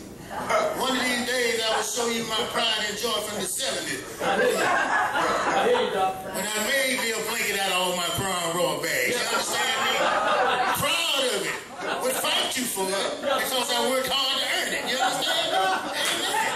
But I understood it takes every page of that life that I had to get me to where I am right now. One of the things that God did for me one day, he took me to the hood of my car. And I was talking to him, he said, raise the hood. And I raised, he said, what do you see? I said, I see a battery. He said, well, talk to me about the battery. I said, well, it has a positive and a negative post on it. He said, young man, it takes both of these to crank this car and make it go down the road. So all of the things that you thought were bad in your life, all of the things that everybody pointed their finger at you about in your life, it took all of them along with all the good things you thought you had to do to make you get to where you have to get to. Nobody can climb a smooth mountain and sweat because you'll fall right back down. But if you got somewhere where you can cut your hand every now and then, grab a hold to step your foot on, you can reach the top of the mountain. I watched some mountain climbers on TV the other day, and they were looking for footholds. They were looking for a place to stick their peg in. You can't do that on a smooth mountain. My God taught me that if I want to serve him, I shall be persecuted for his name's sake. So persecution is a part of the present that I love when I serve the God that I do. I learned some stuff from Ronnie Averett. See, we served together in the AME church. Ronnie used to pull me to the side and talk to me all the time and tell me some things that he said he saw in me that I didn't see in myself. I hear you. I used to doubt him a lot of times. But I learned that you have to listen to the wisdom of God when it's given to you. Amen? Now, I'm not going to keep you long, but I do have to give honor to God who's the head of all our lives. Whether you want him to be or not. Amen? I tell folk, your mama's your mama and your daddy's your daddy. I can't stand disrespectful children. People that talk back to their mom and their parents, I get kind of angry because no matter what you think, if those people had never met, you don't exist. You aren't even a thought yet. So this is what I teach people. If you can't love, you got to learn how to honor. See, it says, honor that mother and that father, that days may be long upon the land which the Lord that God. If you learn to begin honor, I believe that if you do it long enough, love will follow. So you got to learn how to honor. See, when I used to love our teachers when we came up. Sometimes I think integration was the worst thing that ever happened to us. Because when I was a little boy going to those little elementary schools, when I had all those black teachers that understood I needed a peanut butter and jelly sandwich so I could get my mind together, so I could start learning the stuff that they were teaching me, they knew what it was. They taught me that no matter how raggedy outside of the book my book was, and I had to wrap it with a brown bag to make it stay together, they taught me how to understand what was on the inside. That counted. When I look at people, I don't look at the outside. I'm trying to pull what's on the inside of you out. That's what I need. What's walking around on the inside of you. Ronnie Averett had the ability to pull what was on the inside out. So we need to understand that we come to honor this man. The only way you can keep honoring him is to let what's on the inside of you come out. Amen. I'm going to take a couple of scriptures, and I'm not going to be for you long. I'm going to get out of here in just a minute. Let's look at, first one I want you to see is in the book of Acts. Amen. Now, it talks about Jesus, but I want you to understand how it's talking about Ronnie Averett too. Amen. Beginning at the 7th verse, and it says this. And he said unto them, it is not for you to know the times or the seasons which the Father has put in his own power. But ye shall receive power. After that the Holy Ghost is come upon you. And ye shall be witnesses unto me, both in Jerusalem and in all Judea and all Samaria and unto the uttermost parts of the world. And verse 9 says, and when he had spoken these things, while they beheld, while they looked, he was taken up, and a cloud received him out of their sight. But then in the book of John, in the 13th chapter, I believe it's around the 34th verse, Jesus says this. He says, I leave you with a new commandment. He said, love all these folk. See, in the Old Testament, he told us to love thy neighbor as thyself. But with this new commandment in the New Testament, he said, love them as I have loved you. See, I understand how to love you, my brother Marcus Everett.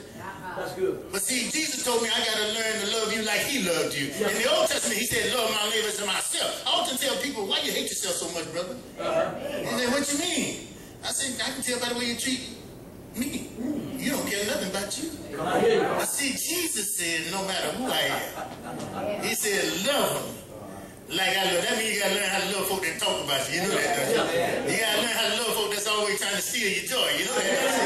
You got to love folk that's always trying to bring you down from where you are. You got to love folk that spend their time gossiping with you after they just sang with you in the choir. You understand? You got to learn how to love those kind of people. So if Ronnie Averett was standing here today, he would tell you, look, you didn't know the time nor the season that the Lord was prepared to take you. You know, that ain't no power to know. He said, but the Holy Ghost that's running around on the inside of you now, let that power fill you right now. And he said, I got a new commandment for you. Don't you try to follow me anymore because you can't follow me right now. He said, but the commandment that I give you is to love everybody else like I loved you. And if you love him, then you will take his truth and keep it marching on. That's what we have to do to honor Ronnie Averett. You got to understand that because he can't speak with us anymore, what he did was taught you how to love one another. What he taught you to do was how to overcome adversity.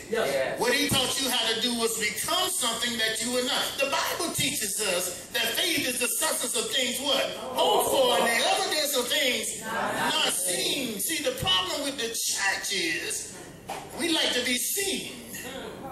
We're not doing much anymore. The church used to be the center of the black community, and we would go there not for just religious activity. See, that's the problem. That's the real problem. Folk got religious. See, in the book of Isaiah, it said that unto us a son is born, unto us a child is born. It didn't say nothing about religion being on his back. But it said, my government shall be upon it. So see, you know, as church folk, we're supposed to be relievers of stress, aren't we? We're supposed to help somebody get into another place. Most of us have gotten what we want and we forget all about everybody. We'll say, I love you, baby. I'm going to pray for you, baby. But see, kingdoms are built on the principle that the king must take care of his people. See, God has a duty to take care of me. See, and I'm claiming that. Y'all might think, how you going to talk about God like that? Because he's a king. And one thing a king does, he won't be embarrassed about the way he takes care of his people. So he has taken care of it, and he is allowing us to understand that to be in his kingdom means that everything belongs to us. Isn't that right? Yes, sir. But see, we sit back and we get lackadaisical and we get lazy and we don't grab hold to what's there. Ronnie Averett had the guts to get up and grab hold to what's there. See, church folk kind of discourage me sometimes. When we say that we're more than conquerors, but we're the first one to cuss when things go bad. You know what I'm saying? But we're more than conquerors in the eyes of God. Isn't that right? We don't speak those things as if they're already there. We talk about what? We give the devil so much credit. Yet you say you can stomp him under your feet. I get amazed when I go to places and they say, stomp the devil under your feet. I was sitting in the house one night next to a church.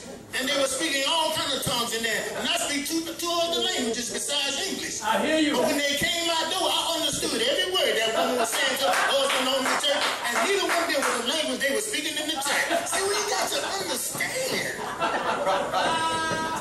that our downfall is not in the man. I hear you, God. Our downfall is in our inability to capture who's on the inside of us.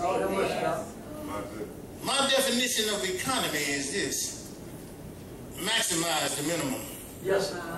See, you're always looking at what somebody else got. You can't maximize what's on the inside of you. How do you maximize the minimum? You got to remember the story of the woman that was in debt. The prophet stopped by her house. First question he asked her, what do you have in the house? She said, well, I got a little oil, little meal over here. Me and my son, we're going to make some bread. We're going to eat this and we're going to die. The prophet said, I got some order that you need to follow. Feed me first. Lord have mercy. If I was to tell you that, I wouldn't have a chance to eat with it because it'd take me out right there. He said, feed me first. And then he said this. This is what I like. He said, go borrow some barrels. He didn't say go buy some barrels. He said, go borrow some barrels. And when she came back to the house, and the prophet blessed her, the oil began to pour. And he poured and poured and poured till she ran out of barrels, not till the oil ran out. But this is the most important thing that I think what people miss about those barrels. She paid all her bills off. Amen. Paid some stuff for some other folk, probably. Said they had enough for her and her son to live off for a long time. But I understood that the barrels needed to be returned to their rightful owners.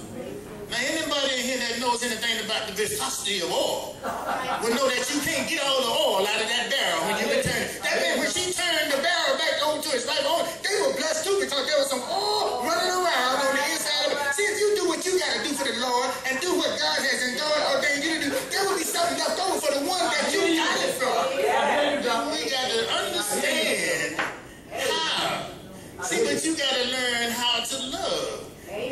said the new commandment was love. I found out that lovers are leaders. See, if you don't know how to love, you don't know how to lead. I hear you. Because you don't know how to forget about yourself. I hear you. You don't know how to think about nobody but you. Your whole design is about you. And I heard stories tonight where Ronnie Averett gave up of himself to impart into somebody else's life. And because he imparted into somebody else's life, that's how he stays alive. Isn't that right? Isn't that how Jesus stays alive? Because he imparted himself in the earth, and because we love him, we keep him alive. Yes. That's good, though. See, one thing about it, the grave has had no victory over Ronnie Averett. Because you're here tonight. Yes. Amen. My Lord. It has had no victory because Edie Averett is carrying the word. Yes. It has had no victory because Jared Averett is carrying the word.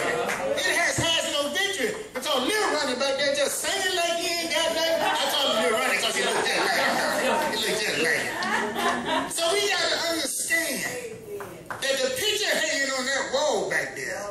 See, people always ask me why I don't have any pictures of Jesus hanging up in my house. I say, first of all, I read my Bible quite a few times. And I'm still trying to find the blonde hair that he got hanging on that picture that's in that wall right there. I'm still trying to find that description that's hanging on that wall. So now I understand why he told me not to have any graven images in my house of anything on the earth, beneath the earth that's in the sky. That's why, because Jesus had to impart in me what he looks like to me when I leave him. That's why you go around and you say all these names, Jehovah Jireh, Jehovah Nissi, and you don't even know what they mean at the time. I hear you. I hear you. See, I'm finna sit down because God has been good, and I'm glad that I ran across a man called Ronnie G. Averett. Yes. Because number one, I saw him stand against some odds that I thought were impossible. See, I saw some political stuff that he stood up against in the church. Yes, sir. Yes, sir. He stood up against it. Yes. He gave me the courage to stand up against it. Yes. Right now. Yes. He would talk to me and pull me to the side, and I would be nervous because I thought I needed to satisfy the status quo. But he made me understand that satisfying the status quo was not going to get me to the next glory that God had. I hear you. So you can't satisfy status quo and go from glory to glory. Yes. You got to be willing to stand firm. Yeah. That's how Jesus did it, isn't it? Yes. See, y'all worried about religion. Let me tell you something. Religion was here when Jesus got here. Yes. Why you think it was a synagogue for him to go teach you? I hear you. Religious folks already existed. But what he came to do was impart the kingdom of God into people's lives, that we can have a more abundant life. See, everybody in here waiting to die to go to heaven to have stuff. Why do you pray that kingdom come on earth as it is in heaven if you waiting to God to go to heaven to get stuff done? Why do you pray that? Yes. You need to be doing it right now. Yes. Yeah. Amen? Yeah. So in the name of Ronnie G. Averett, if you can't do it in the name of Jesus right now, because you're struggling right now, at least you touched Ronnie G. Averett while he was here. Yes. Yes. I like to watch basketball. I love to watch LeBron James jump. He never had a conversation with me. He never made me feel good in the middle of the night. Yes. I watched Michael Jordan hang his tongue out his mouth and he even that. Yes. Every time he hung his tongue out his mouth, I was still just as broke as I was the time I saw him hanging that tongue out his mouth. So here I am. But Ronnie G. Averett, if I needed something to eat, yes, sir. I could call him and he'd feed me. You know? Yes. If I needed a little gas in the car, Yes. he was the Jesus that showed up and put the gas in the car. You understand? If I needed some encouragement, Yes. when I stood against folk that were trying to tear me down, there was a voice that I heard. Yes. So when you celebrate Ronnie G. Averett, you understand this. All of us knew and feel in our hearts that he was gone too soon. Yes. We feel that. Yes. But that's why that scripture came to me. Yes. It wasn't in our plans to know what God planned was. That's good. But here's the thing. God even said, you don't have to depend on me to teach you the word no more. He said, I leave my spirit inside of you. Yes. It will teach you. Yes. The problem is you got to learn how to get tuned in and listen, don't you? Yes. My. We don't like to pay the cost to tune it in. That's good. I got Sirius XM in my car. Every month they charge me so I can listen to stuff uninterrupted. Yes. I don't mind paying the bill, do I? But if God asks us to do do something so we can listen to him uninterrupted. My, we start putting on the cheap bill then. Amen. So we got to understand, yeah, that greatness, most of us I found out are afraid of being great. Because see, greatness sets you aside from everybody else. Greatness causes your friends to be your enemies. But I learned this. I don't need to depend on them. For God said, he shall be my shepherd. Yes. He shall lead me beside still water. Yes. He shall make me lie down in green pastures. Yes. He will anoint my head when I get a little troublesome there. Yes. He will make my enemies my footstool. Yes. When I learned how to quit depending on me so much and depending on God, things begin to change. Yes. So we need to understand this. We're here to celebrate a great man. I've been around so-called great men. God bless me. I spent 16 years playing the piano in the governor's mansion. Little boy off of Wright Street in front of the Dewdrop Inn. Lord have mercy. Lord have mercy. Used to watch the fighting and the shooting every night. Bluebird was around the corner. You know what I'm saying? Used to get us out, dog. Used to sit out on the porch and wait for the action to start and start ducking when the bullets started flying. But I learned this. There was an old lady next door that said she wanted to teach me how to play the piano. I hated it, but she used to beat my hands. But now, if I could just talk to her at the grave, I would thank her. Because I got pictures of me hanging on the wall with Florida governors, with John Travolta, movie stars, and a little boy off of Wright Street. All right. Off of Wright Street. See, you got to understand, everybody in here has something from God locked up on the inside of you. You got to learn how to maximize your minimum. Your minimum will take you to great places if you learn how to maximize. If I had a pack of seeds in my pocket right now, it wouldn't do anything. But I know something. There's not a space in this room that's big enough to hold all those seeds if I do something with them. So you got something on the inside of you. I need for you to promise yourself that for the love of God and for the love of Ronnie G. Averett, that you're going to maximize your minimum. Amen? You need to understand. I used to laugh at the little man that, y'all never been to Townville, probably seen old Peanut Man that used to be downtown. They used to have a little old wagon. He said they'd sell peanuts by the bag for 10 cents. I never realized how rich that man got with a corner selling peanuts, 10 cents by the bag. See, we got to understand that what you think is nothing is what it takes. I love to watch fine cars go down the road, but I don't care if it's a Bentley or if it's a Toyota Corolla. Take one spark plug out and see what you got. Both of them a piece of junk. Go ahead, brother. A small thing that you can't see that makes the difference. I don't care how big you think and fine your house is. There's something in your pocket that weighs less than 10 ounces called a key. If you lose that small key, you can't open that big old door, can you?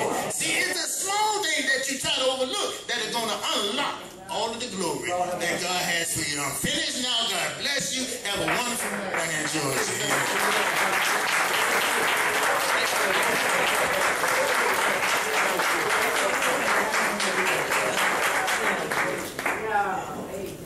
That was a great word. Yes, thanks. We have had a great time tonight. The atmosphere was beautiful, the decorations, the food, the kind words, the message, just everything was beautiful tonight. At this time, we're going to have Pastor Averett to come up, and she will do the final remarks. Amen.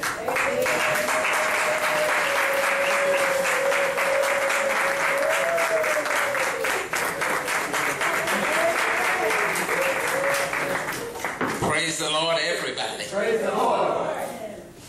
And I just want to thank God, first of all, for the sweet memories that filled this place tonight. When I think about 30 plus years ago, meeting Ronnie and having that beautiful relationship that we had. Beautiful children that God allowed us to have. The memories of our ministry together. What a good God who allowed me to meet a man. You know, he placed the right man in my life. And even though he's gone, the memories are still alive. And as long as I live, I'll keep those memories alive. What a blessing. And I tell God, thank you every day for allowing me to share until he took Ronnie home, my life, with such a beautiful person, a beautiful husband, a beautiful man of God. And I give God praise tonight for this hour. And as I sat and listened to those who responded about the life of my husband, just makes me feel good. And I'm so thankful for all of you who came out to share tonight. I'm so thankful for my MC, Pastor Jennifer Donaldson Baker, who we've shared so many good times together. Pastor James Banks, where, like he said, he'd go back and this table here and this table here, just everyone. We just thank you for your presence and support of this, the second annual Ronnie G. Averett Memorial Gala. There's a song that I'd like to sing a little bit of. And I think it fits the occasion, especially for me to say that I'm still holding on. Even though there were some people who said I wouldn't make it, that I would fall down. I hear you. I hear you. But God. But God. They said I wouldn't make it. They said I wouldn't be here today. They said I'd never amount to anything. But I'm glad to say that I'm on my way. And I'm growing closer each day. Closer to the Lord. There were many who started out with me, but now they're gone astray. But I'm still holding on. Yes, I am. I'm still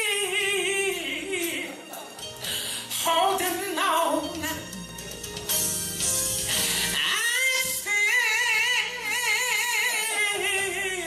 holding on to his hand. Thank you, Lord. Thank you, Lord.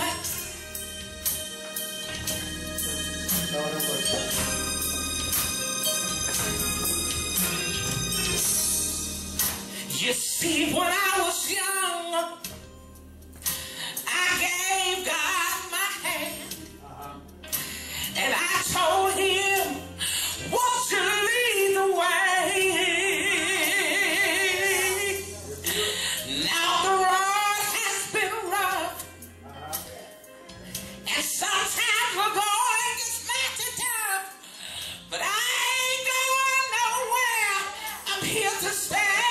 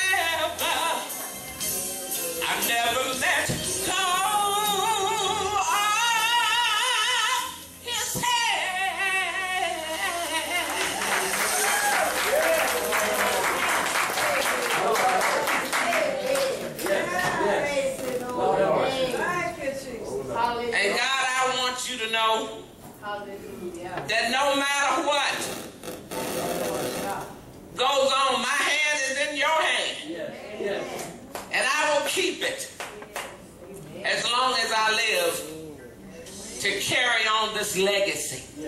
I ask for your prayers. And I just thank God for all of you tonight.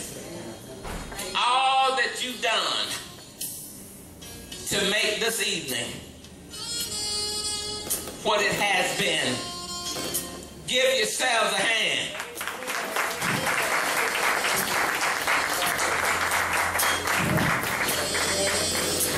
I'm going to be finished. We'll be out of here at 8:30. I just want to thank everyone. If I get to calling names, I'll leave somebody out. So when I say everyone, I just want to say thank you.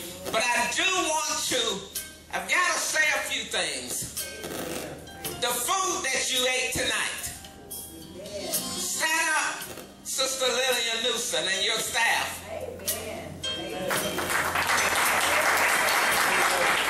Because every time I have an event, Lady Lillian Newsom will be our food preparer. Did you enjoy it?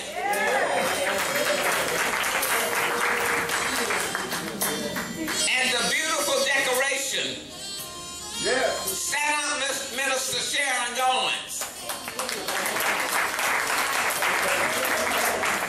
This is the lady for the beautiful decoration that you see. And let me say, as people of God and people of race, let's support our own. Why go to the white man when we got what we need right here in the food and in decoration? God has given us talents. So let's support one another. Let's get rid of the crowd syndrome. And let's help everybody. You know, I know that sometimes we may do wrong, but pull us aside if there's a disagreement and let's talk about it. And let's not tell the whole world. So we thank you, Lady Newsom, Darlene, and the food staff, and we thank you, Minister Goins, and her husband is back there. Wave at us.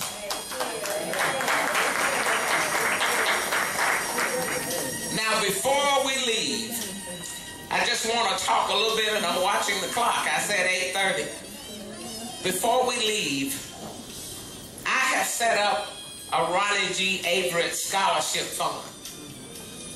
This is our second annual. But let me tell you, I trust God because I know that he's going to make many, many more. This fund, since my husband was such a lover of all mankind, but especially of young people, so we will use the proceeds of this fund to enlarge it so that we may be able to help deserving students finish the area of higher learning. In 2017, we gave our first gala. This is our second gala.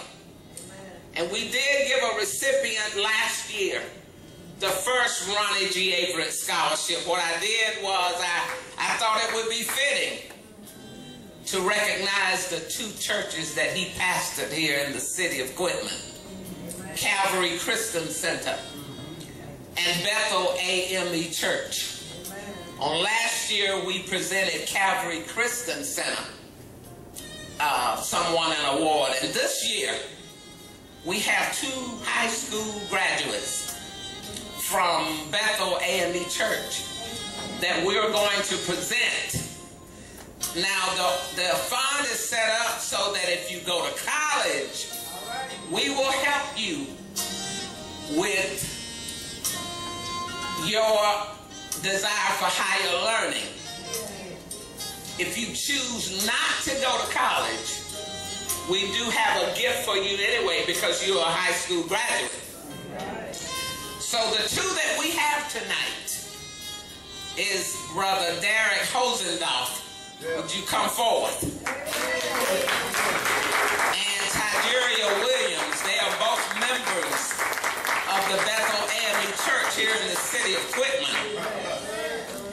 And it is my pleasure to present on behalf of the Ronnie G. Averett Scholarship Fund to Brother Derek Hosendorf and to Brother Williams. And we pray that you will be successful in your career, whatever you choose. And I urge everyone here tonight to support, because this is a worthwhile, y'all. Support the scholarship fund, because we will do the right thing in making sure that you are recognized. I will be giving, I won't tie up tonight, but those of you who are interested, next year we will spread it out to the community, since we recognize the two churches that he pastored. So for more information, you may contact myself or Jared, and we will be happy to give you more information. Sister Lillian Newsom is one of the Ronnie G. Averett board members on the committee. We do have others too, but they are not here tonight. Brother Hill called me and he had an accident, and he's unable to be here tonight. And I will be asking others to come, because I made the first decision on this, but in the future we're going to use our committee, and we do have criteria set up as to who is eligible. My final words are, I am thankful to Sister Myrtle Johnson and Sister Agnes, everyone for coming. I want to recognize Ronnie's nephew, all the way from Columbus, Georgia, Clifton Simmons. I want to recognize Cameron's dad, Glenn Gray, Clifton, Georgia.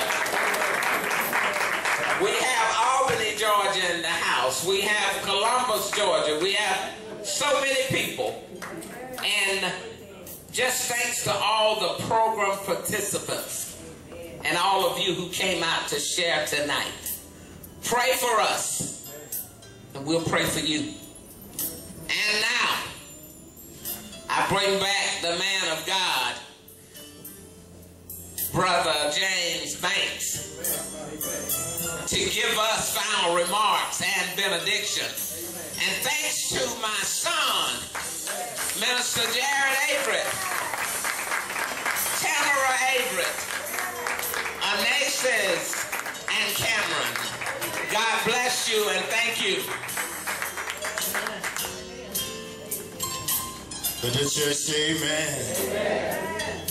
In this walk, I want you, if you don't remember one thing when you leave it at night, remember it'll be a very boring meal if everybody came as cornbread. Somebody got to be potato salad. Somebody got to be the ribs. Somebody got to be the napkin. Somebody got to be the lemonade. But when we put it all on the table together, we all get to eat a really good meal. Amen. Let's bow our heads. Gracious Father, we come to give you thanks for allowing us to come together in such a great celebration. Lord, we ask now that you will continue to renew our minds, that we'll be great ambassadors for you here on earth, as we serve you in the best way that we know how. And now, Lord, as we prepare to leave this place, I ask that you cover each and every one of these servants in here, Lord, that you give them safe travel from whence they came. And Lord, that everywhere they go become holy ground, because they showed up in your name. And now may the peace of God, which passes all understanding, rest, rule, abide with each one of us, henceforth, now, and forevermore. Let us all say, amen. Amen. Thank you for a beautiful night. Lied on the stand. Yes, yes, yes. The Georgia Bureau of Investigation lied on the stand. That's right. Yes. Falsified documents. That's right. Yes. The Secretary of State lied on the stand. Yes, yes. Boone from the post office, who started this whole mess, lied on the stand.